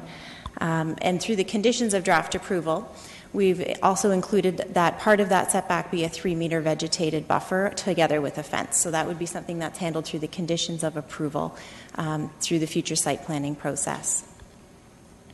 So this is the aerial view of the subject property right now. It contains a cluster of buildings. The main building that you see is a heritage farmhouse with a number of more modern additions. There's a couple of outbuildings as well. There's a former horse paddock, sort of the lawn extending towards the road to Huron Road, and a small pine plantation. One of the unique features is the heritage house. So an HIA was required as a part of the original subdivision application, and the original fieldstone portion of the farmhouse was found to be worthy of retention. So to ensure the long-term conservation of the farmhouse, the owner has agreed to designate it under Part 4 of the Heritage Act, and recommendations did go to Heritage Kitchener last week on June the 6th. So there are two recommendations that went. One was to publish a notice of intent to designate the farmhouse, as well as a bylaw for a heritage covenant, and that basically will allow the city to take a letter of credit to provide for securities for costs associated with there has to be some work done to the house, and one of the interesting features is this is a candidate for moving the house on the site. So the letter of credit provides for repair, restoration, or reconstruction on account of its move, and the owners agreed to submit that letter of credit. So the recommendations from Heritage Kitchener will be moving forward to council, I understand, at the next available council meeting. So as I had mentioned, the Heritage House is proposed to be moved, and that's similar to what was done in the EB Estates subdivision when that home was moved a number of years ago. So that was the approved conservation option. It has been evaluated by a professional house mover, and it's been found to be a good candidate for moving. From the subdivision perspective, it's moved on to lot number 7, which is a double-wide lot, which has exposure on two sides, which gives great exposure to the new location. It also allows room for a modern addition that makes it a sellable home from the applicant's standpoint, with an addition with a garage as well. So that's one of the interesting features of this subdivision, and it'll provide for some placemaking within the neighborhood. So the proposed subdivision is compatible with the surrounding low-rise residential uses. It's consistent with the uses that we see in this neighborhood and in this area. The recommended zoning and the conditions of approval will appropriately implement the proposed subdivision. The heritage farmhouse will be conserved in accordance with the approved heritage impact assessment and conservation plan. And the proposed subdivision and zone change represent good planning, and staff are recommending approval of the applications. I'm happy to answer any questions you may have. Thank you, Kitty. We'll go to the delegation first for the applicant, and again, for clarification, that the aspect of the Heritage House that has received approval from the Heritage Committee, correct? Yeah. Good. Just for the benefit, for the other committee members to know. Could I have Nick Bogart to present? Nick, you have 5 minutes. I need that.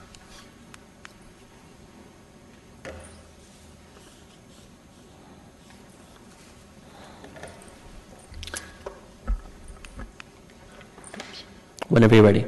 Thank you. Good evening, everyone. My name is Nick Bogart, and I'm a senior planner with MHBC Planning. I've been working with Carol Wiebe of our office on this plan of subdivision for the last few years, and I'm here tonight in support of the staff recommendation found in the staff report you have before you. With me is our client, David and Harold Furr, and Kevin Brousseau from Stantec Consulting.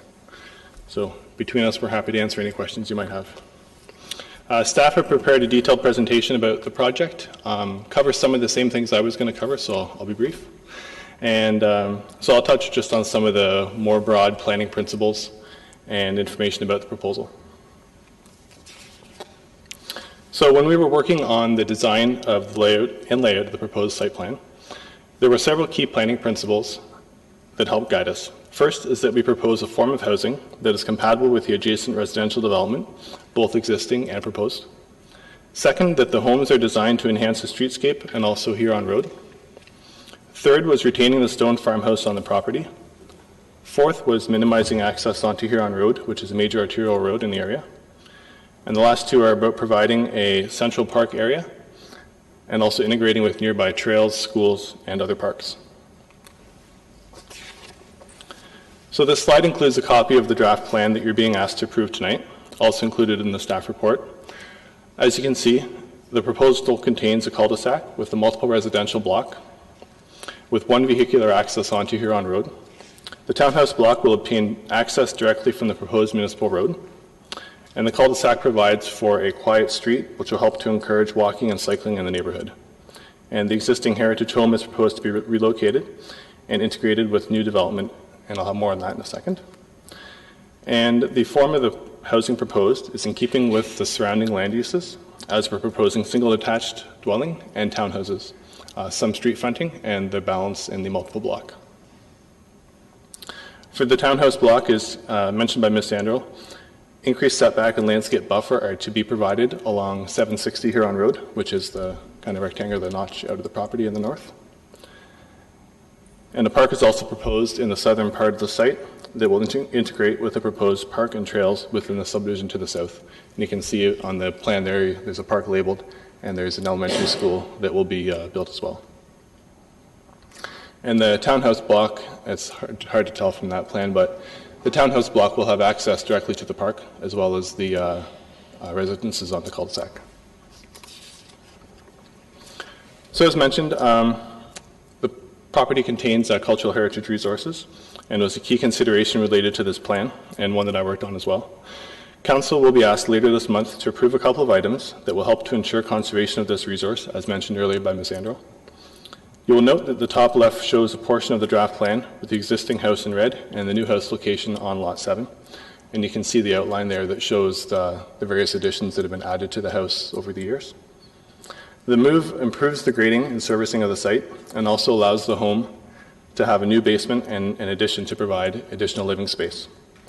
The conceptual site plan I've included there on the bottom right shows the house and the addition, and you can see that it takes advantage of the corner location by providing a driveway access from the side and an integrated garage. A number of supporting studies were prepared in relation to this proposal to ensure that all applicable matters are addressed by the project team.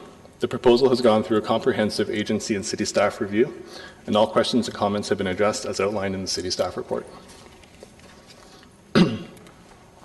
So in closing, the proposal is in conformity with all applicable planning policies and implements key planning principles.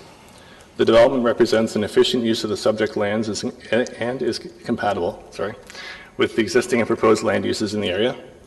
The proposal responds to market demand by providing for a variety of housing to be constructed by Fur Homes, who is a long-standing builder in the area. And finally, the proposal represents good planning and is appropriate for the development of the lands. Thank you for the opportunity to be here tonight, and I'll be pleased to answer any questions. Thank you. There is Councilor Fernandez. Go ahead.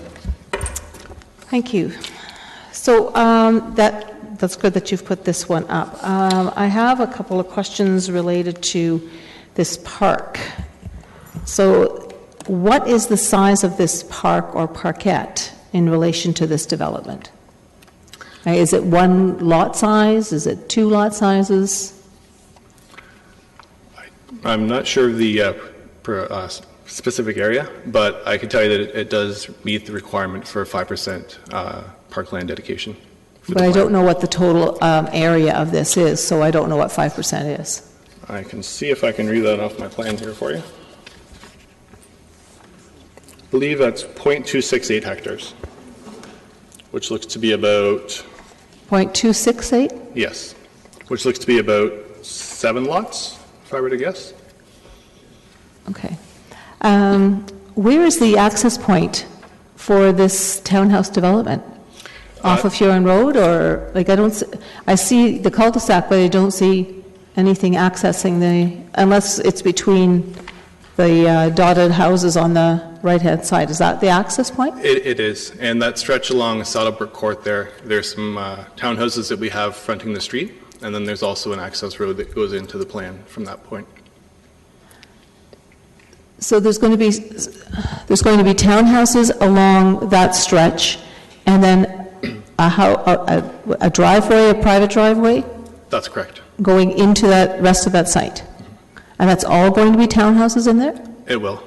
How many townhouses are we talking? The current concept plan we have has 98 units. Okay. So when I'm looking at the comments from like GRCA, they're talking about threatened species. They're talking about the Blandings turtle associated with the small wetland. If you go to the topographical map that showed the existing property, could you show me where roughly that would be, the wetland? So Not this one, the one with the trees. I don't have that in my presentation. It may be with the staff's presentation, so do you want to hold that question for staff, or do you? Well, I can hold it for staff, but I'm just, thank you. Okay. Where in relation to this development is this wetland? So the small wetland area is right adjacent to Huron Road. And Kevin, jump in if I'm in the wrong spot, but it's right where the label Huron Road is, and just kind of inward from there. Okay. Right at the edge of the forest. Okay, so if we're identifying the fact that this is a Category 2 and 3 habitat for threatened species, and I'm not understanding how we can take out a wetland and replace it with like driveways and roads, and we're talking about a very intensive development here if we're talking about 99 townhouses. That's a lot of runoff. That's going to really change the infiltration, is it not? So the wetland on site, I believe, is it's too small to be classified actually as a wetland. It's a wet area that was created when Huron Road was realigned, and I know it was the subject of the work that Stantec had done, and certainly city staff looked at it through their review, and GRCA as well, and it was found that it's certainly not habitat for Blandings turtle. And it was deemed appropriate to remove that feature as part of the development. So you're saying that it wasn't habitat? If GRCA is saying it was, then you're saying it's not. So who's correct? So my understanding is it has potential for Class 2 or 3 habitat, but habitat was not found to be a nesting spot for the turtle. Okay. So we're taking out a significant plantation forest here, right? Correct. Everything is gone. So what do you think the impact is going to be to the water infiltration in that area? Have we done studies related to that? Has Stantec done studies related to that? Definitely. And Kevin, you can feel free to jump in too. He's more up to speed on that than I am. But I know Stantec did work on engineering and infiltration, and there's a hydrogeology study done as well. And that was all subject to GRCA review and city staff as well. And any questions and comments were addressed. Okay. I see I'm out of time, so if there's another questions, then I'll cue in again. Okay. In regards to the Heritage House, it's going to be relocated, and basically you're only talking about the original stone house. That's correct. And the back part that's on the house right now that's been added on over the years, what will happen to that? Will a portion of that also go onto the lot? Because the lot that you're showing, number 7, at the back you described is also going to be a garage access as well as an addition. Will that be a brand-new addition or part of the addition that's on the existing portion coming with it? The original part of the house, the rectangular part, that's the part that will be moved. And that's the stone house, the original. The original stone house. 1845 or whatever year it was. Yeah, 64, I think. That will be the portion that's moved, and then everything else will be removed. But there is provision for some of that material to be used if there's stone repair that needs to be done to the original part of the building, or utilize some of that as a landscape feature in the subdivision. But the original stone house will have a brand new addition added to it that will incorporate a garage and some living space. Okay. Will the house be moved, lifted with cranes and then supported and all that stuff and shifted over, or will it be dismantled and rebuilt? It'll be...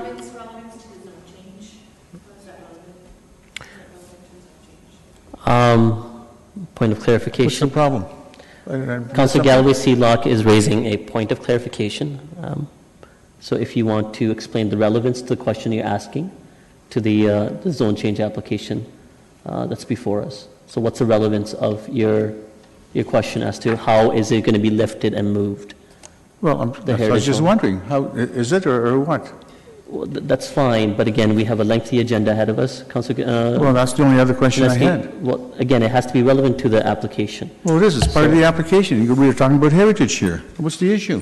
Well, you're saying how is it going to be moved? It's the engineering of it.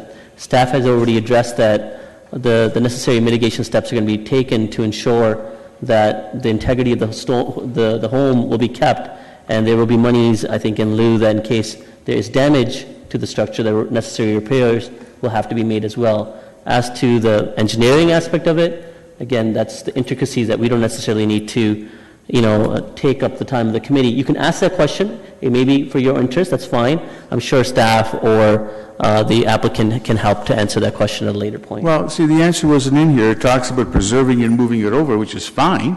But I was just wondering how it's done because there's no further explanation on that. And I'm looking at staff. They can send that further detailed explanation to Councillor Janetsky for his comfort, so that when this committee when this report comes back to council, if you have issues based on what the engineering dynamics are of how it's going to be moved, then you can bring that up during council. Well, I wasn't too worried about the engineering component. I just wondered, is it one or the other? That's all simple. I wasn't addressing the engineering analysis of it because I don't know the engineering component of it. And so that's why the question, we're going through circles here. Well, I know, I wasn't going there, but that's... I'm only happy to answer. A point of clarification was ordered, so I think we've gone through it. If there's anything further, you still have more time, if you have more questions. I'll go let Fernandez go next, and I'll jump back in. No problem. Councilor Fernandez. Okay, so actually, my questions are they're partially for the delegation, but they're also partially for staff. So if I'm crossing over, please let me know. By having this entire area deforested, we are going to be creating an awful lot of impervious cover. How is this being addressed through your hydrological studies? How is it being addressed through a stormwater management pond? It's very concerning to me that we've got a whole area here that is completely being obliterated from the geography of the area. I can speak to it in a general way. The work that Stantec did look at runoff before and during development, and also looked at, certainly as part of the site plan and the subdivision itself, looked at opportunities for infiltration to meet the city's new infiltration targets. So those will be met through the draft plan, through a combination of on-site features, infiltration galleries if they're needed, and also non-permeable materials. Okay, so you're talking about low-density construction, I believe. Somebody will have to remind me. I think it's LD. LID, low intensity development. Thank you. Yes. Is that what you're looking at? Some aspects of that, I believe. Yeah. Okay. I mean, and that's admirable, but when I'm looking at the setbacks between some of these houses, I mean, we're talking about less than 3 feet, 0.6 of a meter between a single dwellings. Is that correct? On one side, yes. They're proposing a 0.6 meter on one side and the 1.2 standard on the other side. So if the resident between two houses decides to put in a concrete sidewalk, there will be no opportunity for infiltration then?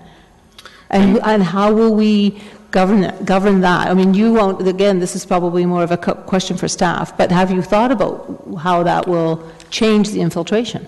I know the infiltration, the galleries that were being looked at were more on not the residential lots. And there are some, actually, I believe, along the property line that abuts the adjacent houses there. And I believe part of that is for rear yard infiltration. I'm sorry, you might have to go to another map that shows this is a great one to show the tree, but the plantation, but you're talking about lot lines between where? Existing houses? I mean, the ones that are backing on like Banffshire? That's correct. Just the line between this property and the houses on the adjacent streets, that is an area that I believe is targeted for infiltration and stormwater as well. Okay. I think that might be all the questions I have. What is the intent? I mean, I know that we have a tree management or tree replacement plan, and we're talking about thousands of trees being taken out of here. What is the plan for tree replacement? So the trees, it's a pine plantation that's generally in poor health. There is requirements of it for street tree planting. And as part of the multiple residential block, we have some open space areas, and as well as planting along the property line between this property and 760 Huron to provide a buffer area that's would be similar to what's provided by the first few rows of trees now. Okay, so are you going to be having townhouses abutting Huron Road with their frontages or their backyards? They will have their side lots onto Huron Road for some of them, and I'm trying to think of the concept plan. I think it is all side lots between where is 760 Huron Road and the driveway. We're just starting the site plan process, so I don't know if that's going to be the final layout, but that's what the current concept does show. Okay, because I've heard from further, I guess, south, if you want to talk about Huron Road south towards the high school, about noise issues. So are you prepared to put some kind of noise wall along Huron Road here? Yes, one of the requirements for the application was was a noise study, and one of the recommendations from that study was some sections of noise wall that would shield the rear yards of the townhouses, and also for the single detached dwellings right up by Huron Road, to essentially continue the noise wall that's along Huron now, just so that it's behind those houses as well. Okay, thank you for your responses. No problem. Okay, thanks.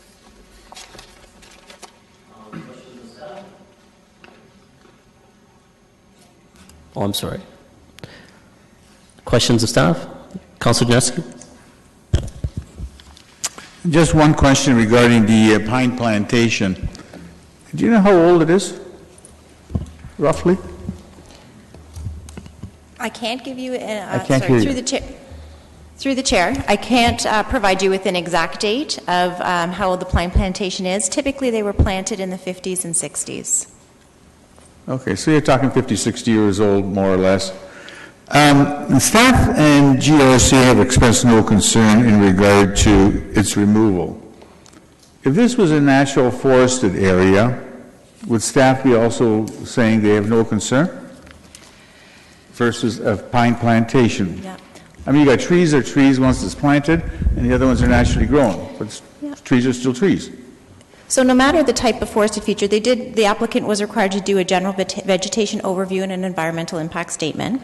So this is a pine plantation, so it is a very different type of forest than a naturally occurring forest would be. It has a very low diversity of animals and plants that reside in it, so it is very different. I can't speak for what our environmental planner, specifically in the GRCA, how they would have evaluated had it been a naturally occurring woodland with different types of features in it. It may have been different. However, the recommendation and the analysis of the documentation is that it doesn't meet the criteria either as a regionally significant or a locally significant woodland, and it has a low diversity of species and trees, and that it is not required to be retained. Well, my understanding of the whole purpose of pine plantations, going back to the days when it was planted, was to be management forest, which would be, it would grow for a period of time, it looks good, and then it would be used to cut and made into lumber to make furniture or whatever. But this has now remained for 50, 60 years. It looks like that's not the intent anymore, and so it can remain as a nice forested area. Even though it's been planted, it's still got a forestry feel to it, versus one that's natural grown. Now, I understand where you're coming back with the critters and the animals and all that stuff, and they pick and choose where they want to live, etc. But it still looks like a natural forest to the general average person. And so I'm just wondering why you would just pursue that. I hate to interrupt you. I really do. It's not that I'm trying to deter you from asking your questions, but you asked the same question, answer was given, and you're repeating the same question again, and I don't know how differently the answer can be given by staff. Please, if it's just for the benefit, answer it again. But again, please go on to the next line of questions. So again, I'm not sure what the purpose was of this plantation. I know they were planted in the 50s and 60s for a variety of reasons. In some cases it was slope stability, and sometimes it was as a cash crop. This particular plantation does not appear to have been well managed over time. And so economically it doesn't have value. There doesn't appear to have been a slope stabilization project. So we can't be sure what the original intent was, but the results of the analysis are what they were. Okay, I understand where you're coming from on that. Thank you. Thank you. Councillor Galway-Seelock. Yeah, I am prepared to move the recommendation at the appropriate time. Just one question came up as I was reviewing the minutes from the meeting that we held with the small group with the one resident that had significant concerns with regards to, at the time it was Ms. Wiebe who was going to follow up with the property owner regarding adding a regulation to the proposed zoning of the multi-block to further limit the maximum building height in the proximity of 760 Huron Road to 2 stories. Is that happening? So through you, staff had given that further consideration together with the applicant. We do feel from a planning perspective that the 10.5 meters is an appropriate height adjacent to low-rise residential. My understanding from the applicant is that their development proposal is for a 2-story type of townhouse. Again, we don't have a formal application in yet for the site plan development, but that's my understanding. However, we did not include a special regulation in the zoning to limit the height. Would we have the ability to do that just with the that first block, or it's not even on there, but within the side yard of 760? So certainly we would have the ability in the zoning bylaw to include a regulation in that respect. I would look to the applicant and the proponent. Yep. Two stories what's proposed for townhouses, so they have no concerns. Okay, so if we can add that special regulation, that would be great. Certainly. Thank you very much to the applicant for that, and I'll make just a quick comment that Katie's worked really hard on this file and done a really good job to bring it forward with 0 residents here to object, and the ones who have, we sat down and have a one-on-one meeting, and it was very productive. So I appreciate all the work that's been done on this file, and it is a significant change in the community, but it's been well vetted with the community and needs to proceed forward. Thank you. Councillor Ioannidis. Thank you, Chair Singh. I'd like to call Call the question, please. Call the question. Well, the way the procedure is, a call question can be made if the person who's doing so hasn't yet asked questions of staff or made comments. And again, the only other person that's rung in right now is Councilor Fernandez, and you have already asked questions before, so I'm only following procedure. I can look to the clerk to see if that's in order, and she's acknowledging. So the question has been called. It has been moved by Councilor Galloway-Sealock. So we can't have comments, No, I don't think so. I'll look to the clerk again. Sorry, through you, Chair. The motion is not debatable. It cannot be moved when the amendment is when it's under consideration. So you can vote on call a question, and then you would vote on the motion. So I would vote on first the call to question first. That's right. Yes. So all those in favor on what Councillor Ioannidis is asking? Opposed? And that carries. So the call to question can be made. And now to the original motion, which has been moved by Councillor Galloway-Sealock with the amendment. Again, to the clerk, can comments be made, or now to the original motion, or no, the question has to be asked? Okay, good, for clarification. So we know what the procedure is. All those in favor? I want a recorded vote. Okay, recorded vote has been asked. I'll think it wasn't too in-depth, but I'll get Councillor Galloway-Sealock to reiterate, and if, for interest of time, if you still feel it has to be written out, I can request. I'm just looking for a special provision for 2 stories siding on to 760 Huron Road. That's pretty specific, so I think we understand what the intent is, and staff are acknowledging. So again, recorded vote has been called.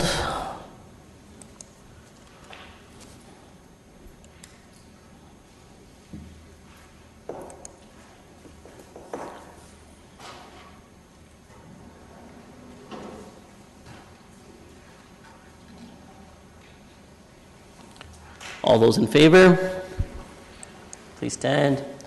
Opposed? And the motion carries. And it will go to council in 2 weeks for it to be ratified. We're going to go on to item number 5. We're going to take a 2-minute break. It's been a long evening already, so I think it'll serve the committee well if you have just a breather. I'll make it 3 minutes. 3 minutes.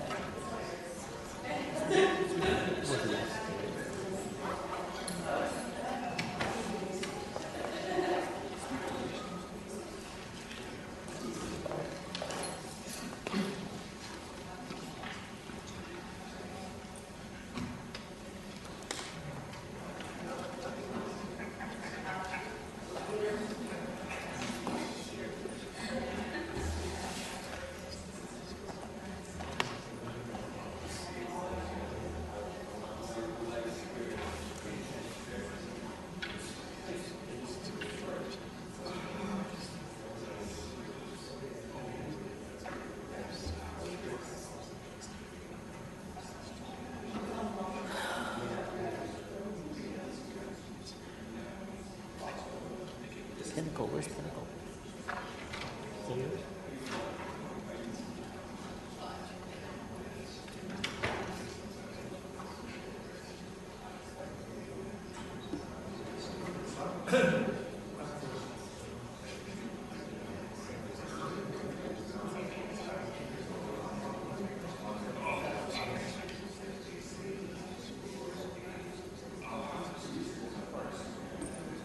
You're up.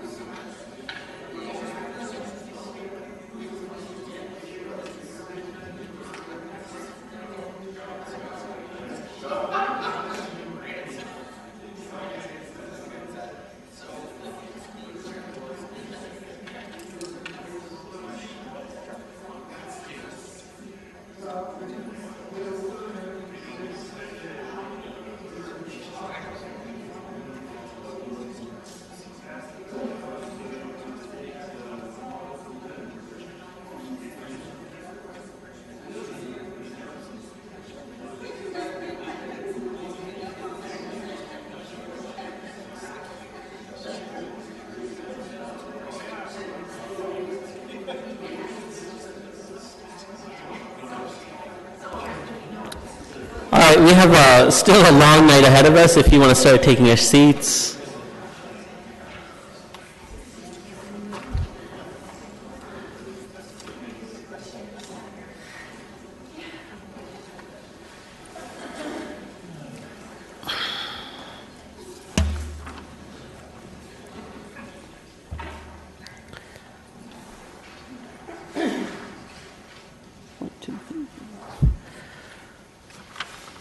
All right, so the meeting's reconvened, so we'll move on to the next item, number 5. So zone change application for Disa Henson, Kurt Henson, Eleanor Henson, Activa Holding, Inc.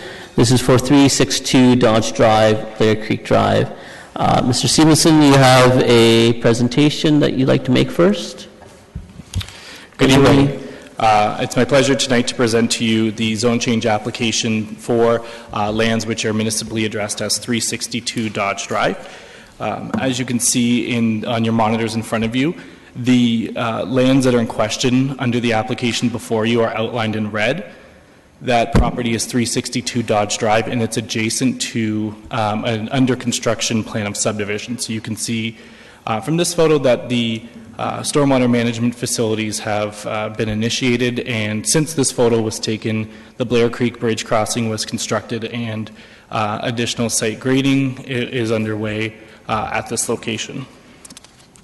The application today is, in its most simplest form, it's taking a portion of the land that you see outlined in red and adding it to the subdivision to the north. So what that's doing is it's allowing for low-rise residential development that's compatible, but it's being added to the plan of subdivision so that all of the servicing, traffic, street configuration, everything is from the new subdivision, and none of the access or any of the servicing would interrupt any of the existing streetscape along Dodge Drive. So this is also shown on page 5-9 on your package, but in a short story, because this is being added to a plan of subdivision, there has to be a reconfiguration of a walkway block that was originally located at the southern edge of the plan of subdivision. So you can see the skinny piece that's labeled as Area 2. That is currently zoned for a walkway, and that walkway is being relocated to Area 3, which is the sort of L-shaped portion. So that walkway is going to actually be enhanced and will continue to connect to the Grow Drive Trail and ensure that that important pedestrian connection is maintained, while Area 1 would be added to the residential block that's labeled R6 to the north. And Area 4, that's the existing single detached residential house, and the zoning that's proposed there is just to legalize that dwelling because it doesn't have frontage on a public street, because it has an easement over city-owned land, which is part of the Blair Creek labeled as P3 zoning, as you can see. This is very conceptual, but I wanted to show it to you because it helps demonstrate what I just described in terms of zoning. You can see to the left of your screen, so that would be north if the plan was rotated with north at the top. That walkway is being realigned and is being buffered from the multiple residential block with some slopes, and that will be landscaped, and it will connect to the Grow Drive Trail. That walkway is being located so that it connects to that Grow Drive Trail at the southern eastmost point in order to maximize the tree savings along Grow Drive. And the configuration of the multiple dwelling block was done so that the retaining wall can be on the privately owned lands, and there is a buffer strip that's proposed to be added as to Grow Drive Trail. So at the end of the day, we would receive a walkway that's enhanced, that connects at a point with the littlest impact to the existing trees along Grow Drive Trail, as well as a widened Grow Drive Trail, which will help us to maintain, preserve, and enhance those existing trees along that corridor. So the application is to change only a portion of that land and add it as a multiple block to the plan of subdivision. Low-rise residential uses were always contemplated for this area. This proposal allows that property to be consolidated with the plan of subdivision, which I mentioned before allows for all of the servicing and all of the access to come from the plan of subdivision rather than Dodge Drive. The existing single detached house at 362 Dodge Drive is preserved and maintained. This intensification aligns with provincial and regional policies. And the details of the multiple dwelling block, I've highlighted a few key examples which were important for the city to confirm moving forward with this application, but obviously there would be additional details that will be arranged through the future site plan as well as the future condominium process. And that's all my presentation for this evening. Thank you, Garrett. Now we have a presentation from Pierre Chauvin. Pierre, you have 5 minutes to make a delegation. And you're here representing the applicant. Yes. Good evening, Mr. Chair, members of the committee. My name is Pierre Chauvin with MHBC Planning. With me this evening is Jason Malfero with Activa. We're here on behalf of the applicant in Activa. I just want to take a moment to thank your staff for their assistance throughout this application process. There was also a related consent application, which this zone change and the proposed modification of the draft plan are conditions of that consent application, which has been approved by your Committee of Adjustment. As Mr. Stevenson indicated, this is really, in the simplest form, an expansion of an existing proposed multiple residential block and a reconfiguration of a proposed community trail and probably, in my mind, a better estimation, a better alignment of that proposed trail connection. So I don't really have much further to add to Mr. Garrett's comments, and just here in support of the recommendation, and I ask that the committee also do the same. I'd be happy to answer any questions. Thank you. Thank you, Pierre. There are some questions. Councillor Fernandez. Thank you. Thanks, Pierre. Mr. Stevenson, is it possible for you to put the conceptual plan back up again? So just because this is a bit sideways from what we have here, my understanding is that the trail, so this is, what I'm seeing is actually Area 1 only? Or is it the entire, because if I'm looking at the shape, it's actually the entire plan. Is that a question for myself? Yeah, for you, if you can, but if not, then I'll go to staff. I'll go to questions of staff then. If I understand your question properly, through you, Mr. Chair, Area 3 is the trail, the realigned trail, and Area 1 and 2 would be the area that's part of the multiple residential block. So this is the entire site. You'll see on the left-hand side the trail coming along. Yes, I see the trail. Okay. All right. So my understanding, Mr. Chauvin, is that we're in pretty close proximity to, P3, which is all part of the Roseville Swamp, right? This is pretty intense and a lot of impervious cover. What has your client done in terms of preserving the infiltration, the water quality and quantity that's going to be running off of this site into Roseville Swamp? Sure. Through you, Mr. Chair, as you know or may know, you're well aware, being involved in this subdivision for a number of years. This area is subject to the Blair-Bechtel subwatershed study, and there are very high criteria with respect to water quality, quantity, infiltration requirements. This particular subdivision has to adhere to those particular guidelines. The stormwater management pond that Mr. Stevenson identified on his previous air photo is the stormwater management pond where this particular block would drain to. It is already built and functioning. Is built with a higher level standard of infiltration, and furthermore, any additional infiltration that may be required through the particular site would have to be addressed through site plan approval, and that'll have to be addressed at that point in time. But throughout the whole subdivision, there are areas for contingency infiltration galleries. There's specific infiltration galleries within the stormwater management ponds themselves, and so there is a very high level a standard with respect to infiltration through the subdivision, which this particular site will have to adhere to. Okay, so the 6 units that I'm seeing here on the left side of the site plan, is that what used to be Area 5? A little tiny piece on this map? Is that what that is? Sorry, maybe I'll go to staff if I'm asking you questions that. I can't see what you're seeing, so. Sorry about that. Yeah, let me just go to questions of staff then, Mr. Siobhan. I'm really putting you on the hot seat, and I don't mean to do that. I think I'm fine with what I've asked. Thank you. Councillor Janeski, 5 minutes. In terms of your introduction, did you say you were representing Activa? Or Activa on the Hansons that are noted here? I didn't catch that. Sorry, through you, Mr. Chair. I am representing both the owner, which are the Hansons, and Activa. Activa has an offer to purchase this property and is also the developer of the adjacent subdivision. So I'm acting on behalf of both. Okay, so when I look at the zone change map here, the area that's shaded, map 1, is the Hansons property. Is that correct?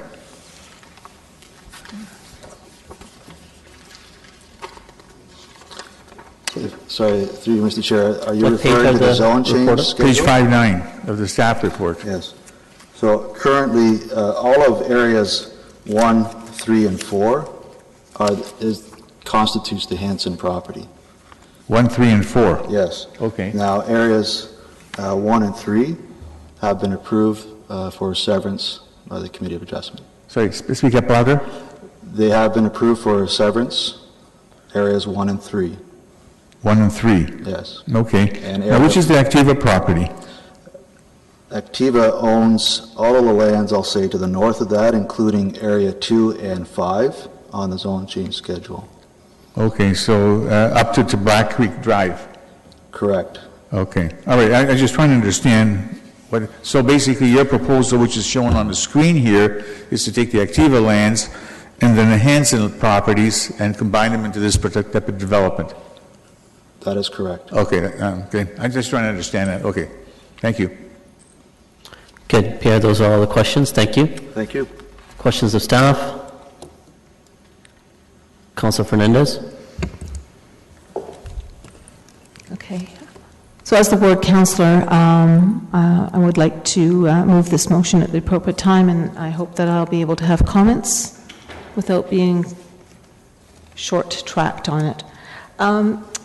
Mr. Stevenson, when I guess my confusion here is when I'm looking at the map on 5-9 and I'm looking at this map, I'm trying to place where this is in relation, because it says Blair Creek Road on the right-hand side of this map. And Blair Creek Road is significantly further north on this map on 5-9.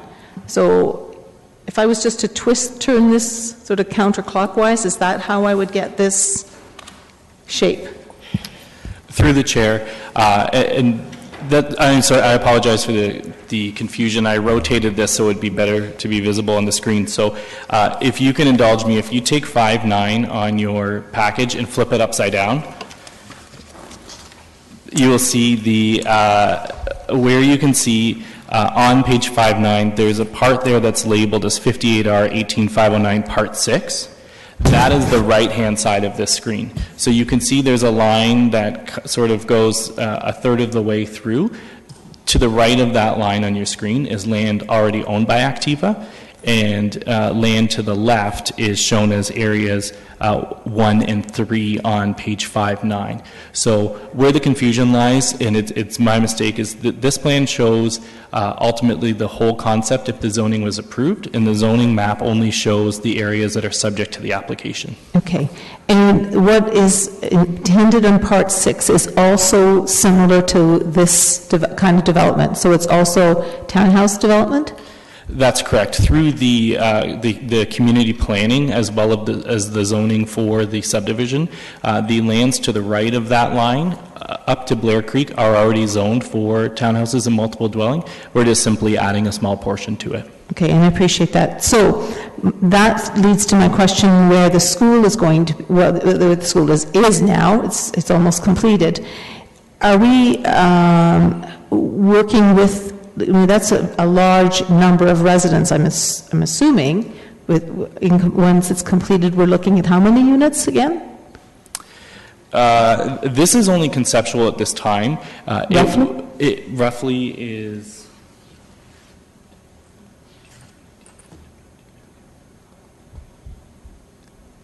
60, roughly, but that could change. 70.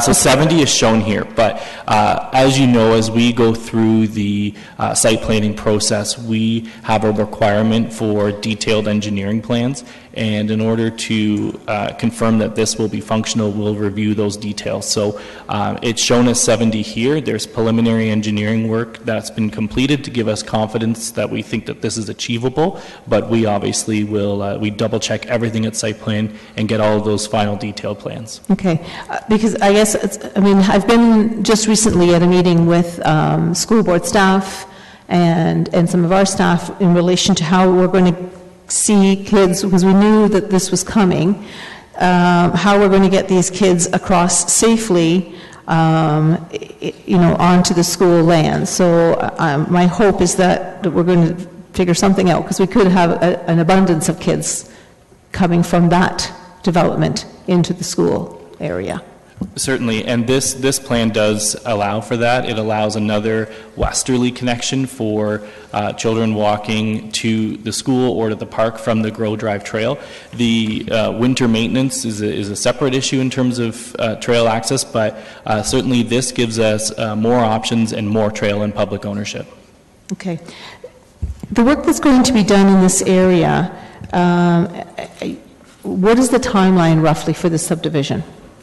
Like, we still have to go through site plan. This is really just a zone change at this time. Are we looking at another year, another 2 years? Do we have a sense? My sense is that we'll start to see building permits moving along. A lot of the upfront costs have already been occurred, so those are things like the bridge and the servicing and the base coat of the asphalt of the road. So that work is well underway, and they've received the appropriate approvals for that. So as they continue along the development process, will lead to subdivision registration to create these blocks, and then ultimately building permits and site plan approval. So I would hazard a guess that it's going to be continuous now moving forward. Okay, and the reason I ask that is because of the work that we know that's going to be happening on Dodge Drive, and I want to know if that will move along the ability for some of the requests that we've had from the Dodge Drive residents for natural gas and water and all those kind of things. Is that why we have this here a little bit sooner, maybe, or? Separate issue. Certainly, the more lots that are available and the more permit-ready development parcels they are, the more incentive to move that construction along. And those services we know will be coming when that portion of Blair Creek is constructed. So this is separate, but it's somewhat related, and timing right now is favorable for development to proceed. Okay. I do have one more question, but I'll let somebody else ask questions. Okay. All right. Councilor Janetsky? Garrett, I need a clarification here when I look at the map 1 again, and I know when the delegation was making their presentation talking about a severance, and yet I see there's a house at 362 Dodge Drive, yet nothing connects to Dodge Drive in terms of when I look at the map. So is this house outside the zone change area, or am I wrong? I'm lost here. Through the chair, the house is located within Area 4. So the proposal before you is to legalize that existing house without frontage onto a street, because it enjoys an easement right now over city-owned land for access to Dodge Drive. So we're just legalizing an existing situation in terms of zoning compliance. Okay, so the house will still have access to Dodge Drive? That's correct. The legal and physical access for the house at 362 is to Dodge Drive. That's an existing condition. It's not subject to change tonight. Even though Area 4 on the map shows the connection to Grow as part of the land use rezoning only. That's correct. Grow Drive in that portion has already been converted to a trail. It's not an open public highway anymore. So does the Hansons own more land going down towards Dodge Drive as well? That portion between Dodge Drive and Area 4? Those are owned by different property owners. Oh, it's a different property owner? That's correct. Well, then how do they have access to Dodge Drive if you're saying it's a different property owner? The access is legally provided by an easement over city-owned lands. Oh, the city-owned land is there, eh? Which are labeled here as P3. So there's an existing physical access over the Blair Creek that is their driveway, and it's in city-owned land, and there's an easement to protect them. Oh, I got you now. Okay. All right. It's a little confusing. Councilor Fernandez. Okay. So one of the concerns I have, of course, is related to the GRCA and the implications of this development. And on page 5-19, there is a paragraph that talks about, "We advise that the permit is expired on December 19th for the stormwater facility number 3, has not yet been constructed, and that they will have to apply for another approval." Is that clear? Is that needed now? What's the next steps? Where do we go from there? Through the chair, we're aware of that and it's understood. It's just a lapse of construction timing. So the developer focused their efforts on building the pond on the north side of the Blair Creek crossing, which is shown here in this picture. So the pond that the water from this development would be directed to is under construction. That pond relates to the portion of the subdivision on the south side, and it will be dealt with separately, and we're aware of that. Okay, and so our engineering department will be making sure that that all happens before they start grading and all that? Absolutely. Okay, perfect. Okay, that's it. Thank you. Okay, those are all the questions for staff. It's being moved by Councilor Fernandez. Any comments? Councilor Fernandez? I appreciate that I'm able to make comments without being censured. I think this is a continuation of some development that has already been approved. I know that there has been some concerns with regards to the Dodge Drive residents, and I'm appreciating that Mr. Stevenson has been in on those conversations, so I'm hoping that this all will sort of come together because it is Activa that's doing the work on Dodge Drive for the trunk sewer, and I'm hoping that we'll all be able to partner together to make sure that the work that is being done here will also benefit the existing residents as well as future residents. I'm always concerned when we lose agricultural land, especially to this intense development. But some of those changes have already happened in great significance around this area. I just hope that whatever landscaping, whatever work that is done in this development, that we can make sure that we have some good green spaces. We have some significant trees with appropriate soils so that they will grow and thrive, because I think it's very, very important. We're taking a lot of space away, green space. I know it's agricultural land, but there's hedgerows. I want to make sure that we at least compensate in some way while we do this kind of development. Thank you. Thank you, Councilor Fernandez. And I wanted you to have the opportunity to make your comments without being interrupted first, but I want to make this comment now. You made a reference to you being censured. That's not the case. We follow Robert's Rule of Orders, and a point of called question was made, and we all voted on that. And that won, and we followed the protocol, and clarification was taken of the clerk, who procedurally is far better aware than we all are, and it was given indication that we needed to take the vote without comments. So you are not personally being barred from making comments, but we are following procedure under the rules that we set ourselves by. But there are no other comments to this motion. It has been moved. All those in favor? Opposed? And that carries. All right, moving on to item number 6.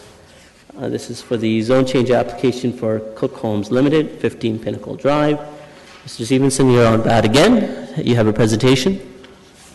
Whenever you're ready. Yes, thank you. So this is an application, another zone change application in front of you tonight. This one is only a zone change application. It's for lands that are municipally addressed as 50 Pinnacle Drive. So you could see those lands in front of you outlined in the red. You may recall that earlier this year you considered an application at 69 Amherst, so those are lands immediately to the east. This is a separate application from that. It should be noted that they are two different developers and it's two different concepts. So I would encourage you to just think about the 50 Pinnacle as they are completely unrelated this evening. So 50 Pinnacle is a property that has resulted as the consolidation of several parcels over time, and it has frontage on both Pinnacle Drive, to the top left of your screen, as well as to Toon Valley Drive on the bottom or the south part of your screen. It's roughly 2 hectares in size. And the proposal and the zone change in front of you tonight is for a market rate condominium project in the form of townhouses on a private parking lot / road. So the concept plan here in front of you shows all of the units in the brown. So those are they're called cluster townhouses because they're not street fronting because they're onto a private road.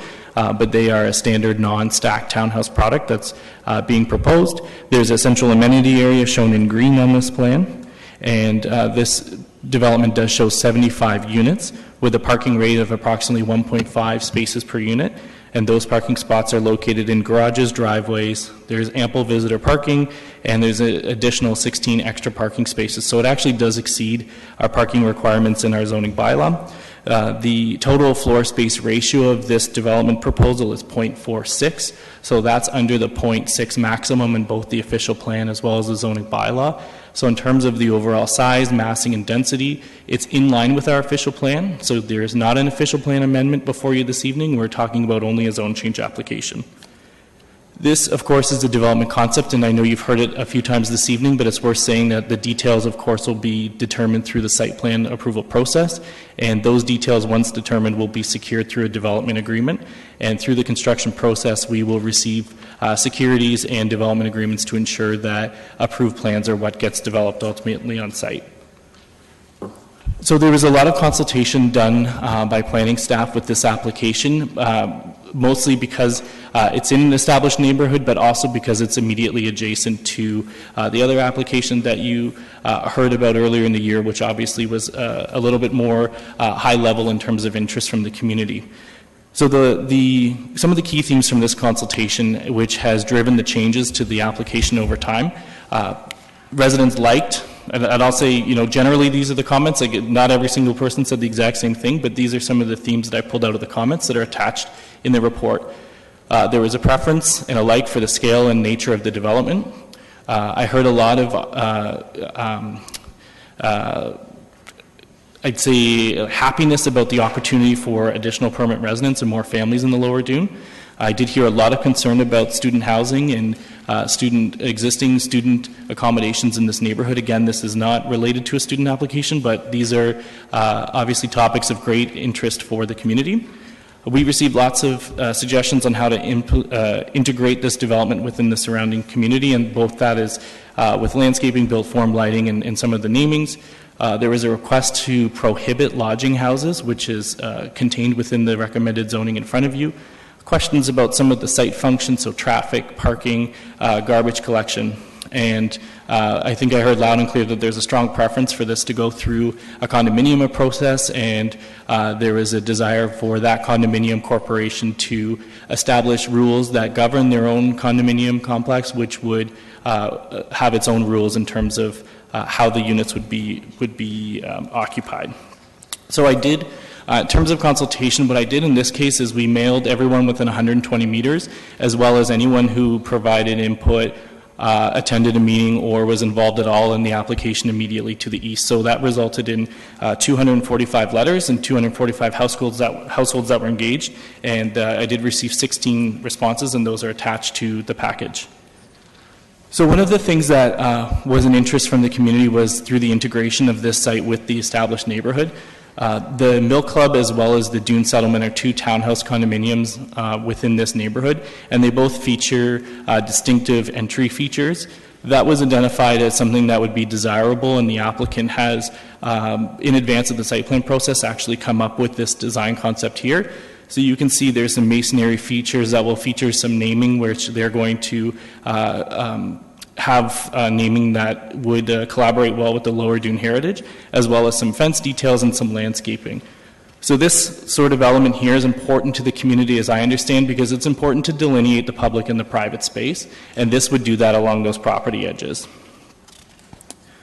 The other thing that was important is because these townhouses are going to be side-lotted in the configuration just because of the width of the entry, that the sides of those townhouses look like fronts of a residential dwelling. So you'll see a lot of architectural details here that are compatible with other residential uses within the Lower Dune neighborhood. So you see deeper usable front porches, pitches, the different articulation of building materials. So you're seeing some siding, but you're also seeing some vertical features like brick and shutters and some railing. So it's a more of a higher end elevation, and those will be the ones that will be facing the street.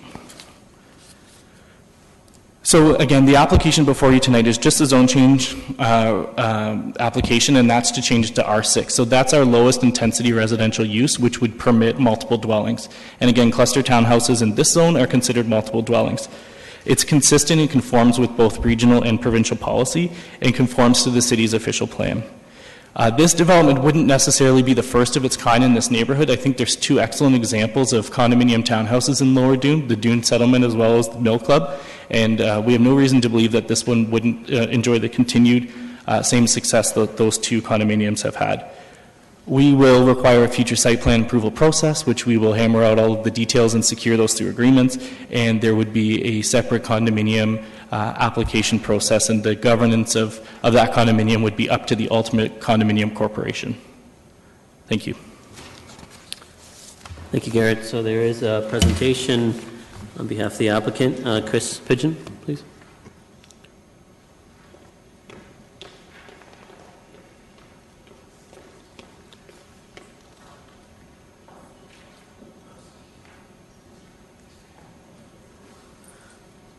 Welcome, Chris. As you know, you have 5 minutes to make your presentation. Thank you, Councillor Singh, members of committee and council, and ladies and gentlemen. I'm Chris Pigeon with GSP Group, and I'm here this evening on behalf of Cook Homes. I also have with me this evening Ian Cook and Tim Allenson from Cook Homes, and Sarah Code, who's a planner with GSP. You've had a long night. I've got a brief presentation. So this is the subject property. Obviously, it fronts onto Pinnacle Drive and to Dune Valley Drive. The official plan designates the site as low-rise residential in the OP, and that permits a broad range of residential forms of housing, including cluster townhouses. And it does encourage intensification in the built-up area, and this is a part of the built-up area. So Mr. Stevenson, in the staff report, touched on the block plan, so that's block number 58 from 1976. This is a zone change to the R6 zone, and it will permit cluster townhouses, and he stated it, but I want to emphasize that Cook Homes has agreed to a special provision to prohibit lodging houses on this site. Mr. Stevenson's taken you through the proposed development. So this is one of the most efficient layouts, most efficient sites that we've worked on. The R6 zone, there are no variances, 0 variances being requested through this zone change application. 2 access points with the entrance features, and I was really interested in the neighborhood meeting, the neighborhood meetings that we've had with Councillor Fernandez, where I heard from the public that the entrance features were important to demarcate a condominium development so that it's owner-occupied market condominium units, and secondly, that it eliminates the opportunity for the public, i.e. students, to gather at the entrance features, at the entrance points. So those entrance features have a dual purpose. 75 two-story townhouse units, so a traditional townhouse development, approximately 1,400 square feet in size. They will be a mix of 2 or 3 bedrooms only. 114 parking spaces, as Mr. Stevenson indicated, so exceeding the parking requirement, the minimum parking requirement, over 1.5 spaces per unit. And as I said, market rate condominiums to be sold as individual dwelling units. So the proposed development will be condominiumized. So this is really step one in a four-step process. Step one is the zoning. Step two is site plan approval. Step three is a building permit. And step four is a condominium application. And the condominium application means that there will be considerable responsibilities for the owners of these units. And they'll be governed by a board of directors by condominium, just like the Mill Club and just like the Promontory development, and they will put in place particular restrictions with regard to occupancy. Development will be subject to the city site plan approval process, which will deal with those entrance features, the landscaping, the building elevations, and ultimately this development will be maintained by a professional landscape contractor. This slide illustrates the proposed elevations. Mr. Stevenson's highlighted, there are garages with each unit, pitched roofs, front porches, and particularly those units that front onto the road allowance. So the entrance feature, I've already talked about that. I was really astounded, actually, from the public meeting that the residents felt how important these entrance features were to eliminate those gathering places by students, particularly after dark. As well, I think that the entrance features, and there's some opportunity through some street lighting to integrate this development into the heritage character of the community, and these entrance features that was important to some of the residents. In conclusion, Mr. Chairman, the application conforms to the official plan. It will facilitate development that will be compatible with the existing low-rise residential community as a market condominium product. Cook has been building homes in Waterloo region since 1985, and it's committed to a high-quality house product for this Dune neighborhood. I'd be happy to answer any questions, Mr. Chairman. Thank you, Chris. There are questions of you. Councillor Fernandez. Thank you, Mr. Pidgeon, and thanks for saying we've had a long night. We actually haven't really. It's only 8:45, so, and we're almost done, so that's pretty good.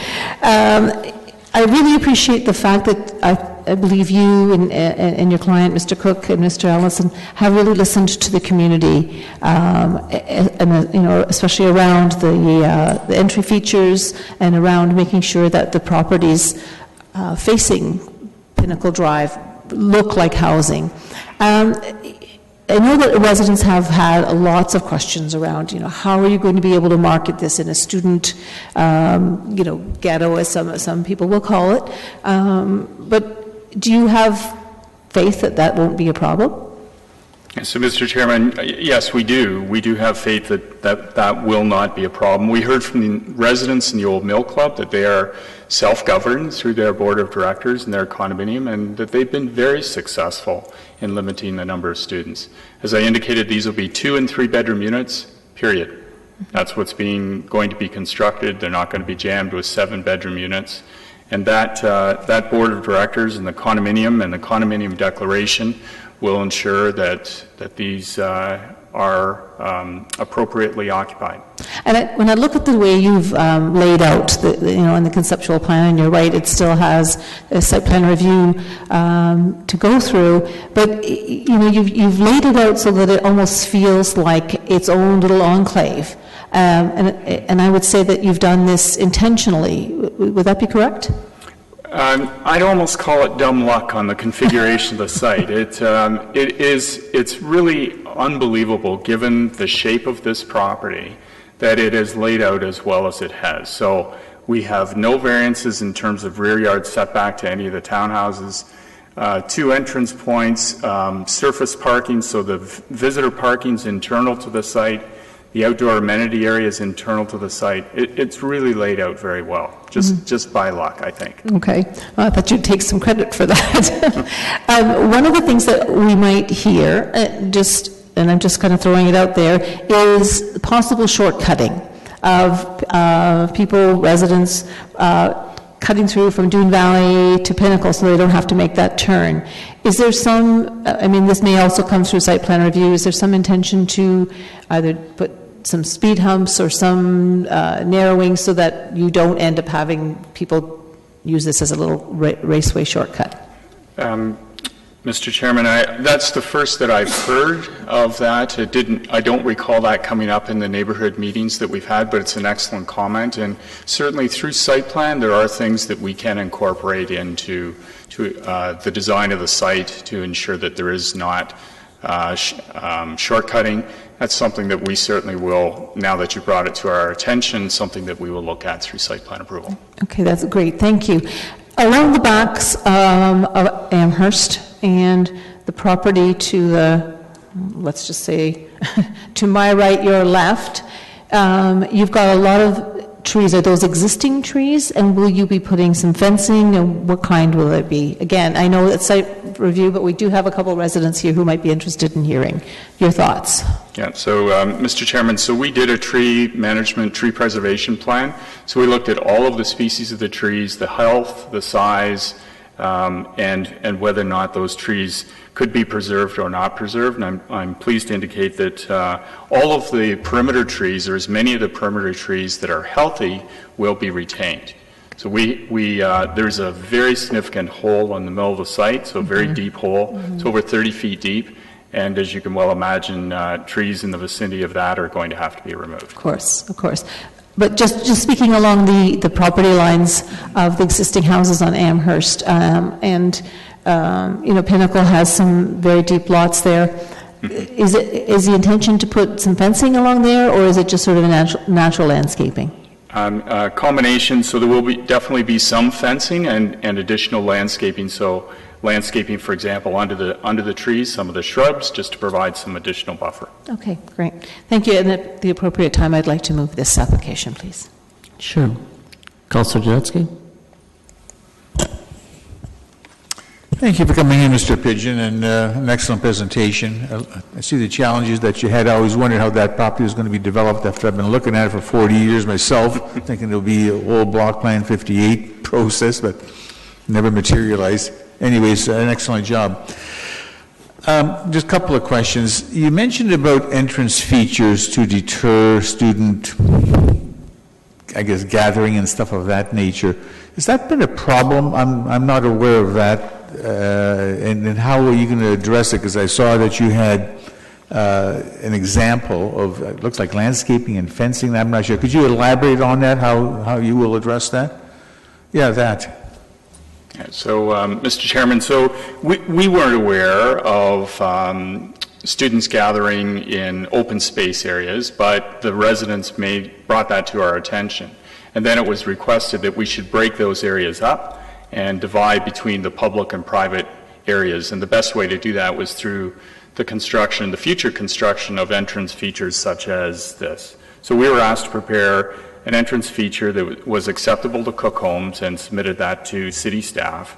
And of course, and Cook is committed to building this or something similar to it as a part of the site plan approval process.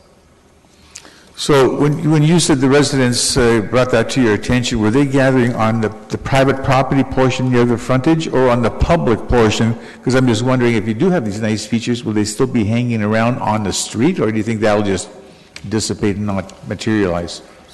Mr. Chairman, my sense is that if you divide the space up, whether it's public or private, students don't recognize what is necessarily public or what is private. But the idea is that you break up the space so that the students don't assemble there. Okay. Hopefully it'll work, right? Hopefully. Thorny bushes, perhaps. Thorny bushes. I'm sorry? Thorny bushes. Yeah, that's true. Last question, you indicated that lodging houses are prohibited as a zoning regulation, and you'll include a clause in the condominium process similar to what the other two do they have clauses in those, and yours will be similar to prohibit student housing, if I just put in those terms? That's the intent, Mr. Chairman, is to build that into the condominium declaration, and the zoning bylaw will prohibit lodging houses. So the legal land use planning document will not allow lodging houses. Okay, perfect. Thank you. Thank you. Perfect. Those are all the questions of you, Chris. Questions of staff? Councilor Fernandez.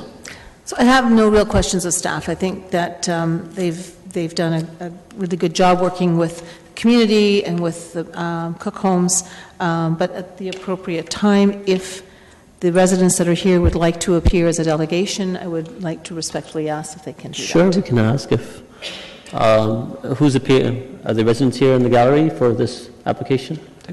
They're good? No? Okay, good, thank you.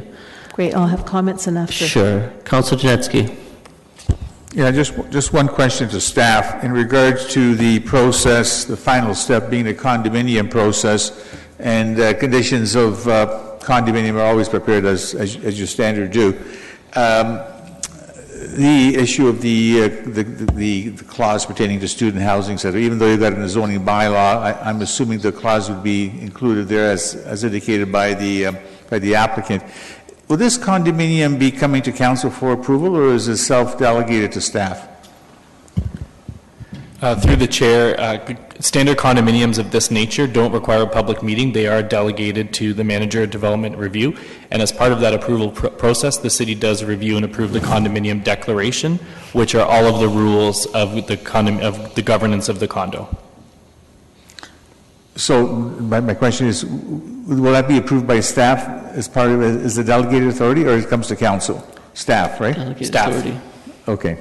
Just want to confirm that. Thank you. Okay. Comments? Councilor Fernandez.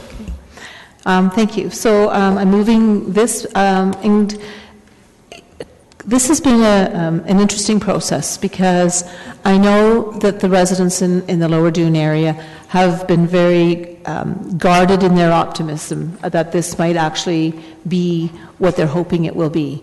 I think that in conversations with Mr. Cook and in meetings that the public has had, unfortunately I wasn't able to attend, but I know that staff answered a lot of questions.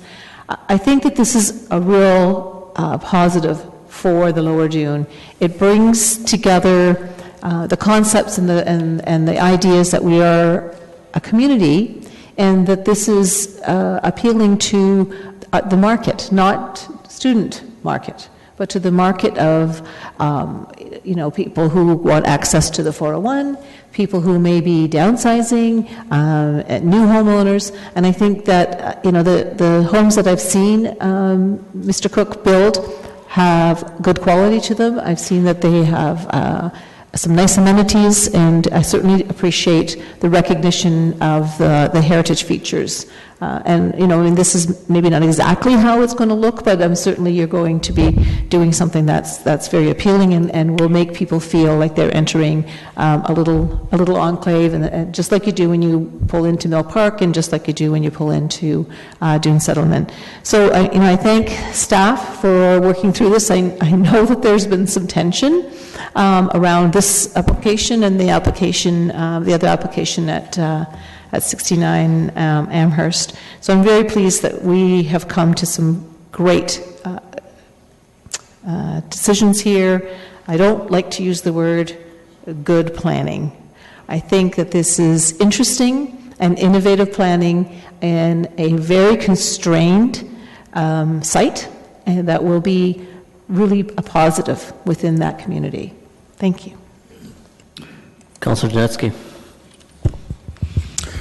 Yeah, I too want to just have brief comments to say that this particular piece of property was a challenge since the 70s when it got incorporated part of the city of Kitchener, and block plans were created to try to address development because there were several property owners. And anyways, it's good to see that after 40 years it's finally come to fruition, and I think the proposal that we have before us is very good planning to take a poor situation, a poor area of the issues that it's had, and try to make it move forward, and it is. And here we have an application for development of a multiple residential. There's hardly any residents in here because they're happy, as opposed to what happened next door, where the chambers are packed. So I commend Ian Cook on coming forward with this type of application, because it makes the community happy and it'll thrive. And I think the community will do well for this development itself, as well as all the people who are there right now. So I'm prepared to support the application. Thank you. Those are all the comments. I'll quickly make my own. This is a example of good design, example of the developer listening to the consensus of the community and endeavoring to build a product that the market there desires. I think it's a good example of that. I'm glad to see that this development is proceeding forward and will add to the vibrancy and density of that area. With that, a quick request I'd like a recorded vote because of the residents that are here tonight. sure, with that, a recorded vote has been called.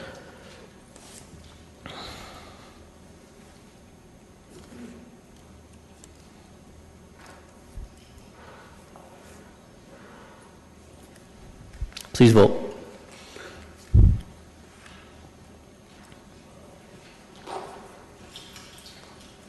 All that's approved, unanimous. Thank you. Councillor Galway-Seelock had requested that she wanted to mention something. When you're ready. I just had two things that I wanted to bring forward. One was I wanted to ask Mr. May if we would be able to get some information around the jurisdiction that we have over zone changes and official plan amendments, because we're spending a lot of time on issues that seem to be more focused around site plan. So if we could get some information on that, just to try and keep our discussions focused. Is that possible? Yeah, staff will put something together and email it to council. Thank you. And the second thing that I have would be regards, I want to make a notice of motion for the council meeting. I have it written out. I can read it, and then if we need to put it on the screen, it really is just a notice of motion, so I'm not asking for anyone to vote on it tonight. But I wanted to bring it to everyone's attention so that we can get staff to provide some comments before the council meeting. And the notice of motion is, whereas the Mattamy Wildflower subdivision in Kitchener has been built with some different planning principles, and whereas having zero lot lines has created significant parking problems on the streets in this subdivision, therefore be it resolved that boulevard parking be allowed year-round in the Mattamy Wildflower subdivision following the current rules and regulations as outlined for the winter boulevard parking regulations. So I asked for that notice of motion to be brought forward to the next council meeting. Okay, thank you. All right, take a motion to adjourn the meeting by Councillor Fernandez. All those in favor, opposed, that carries. Thank you. Meeting adjourned.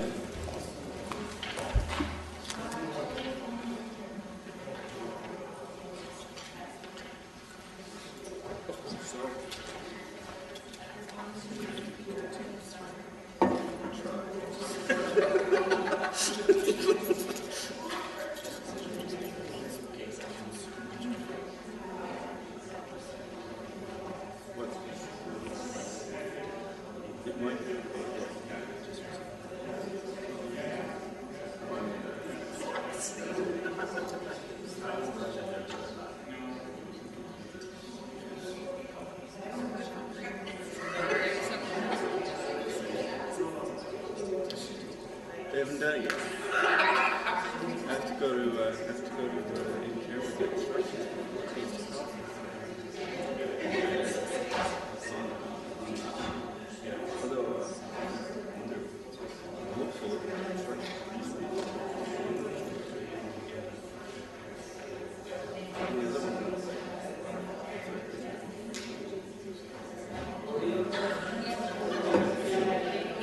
That would be nice. They've hired Patricia Foreman. Yeah, she's quite clever.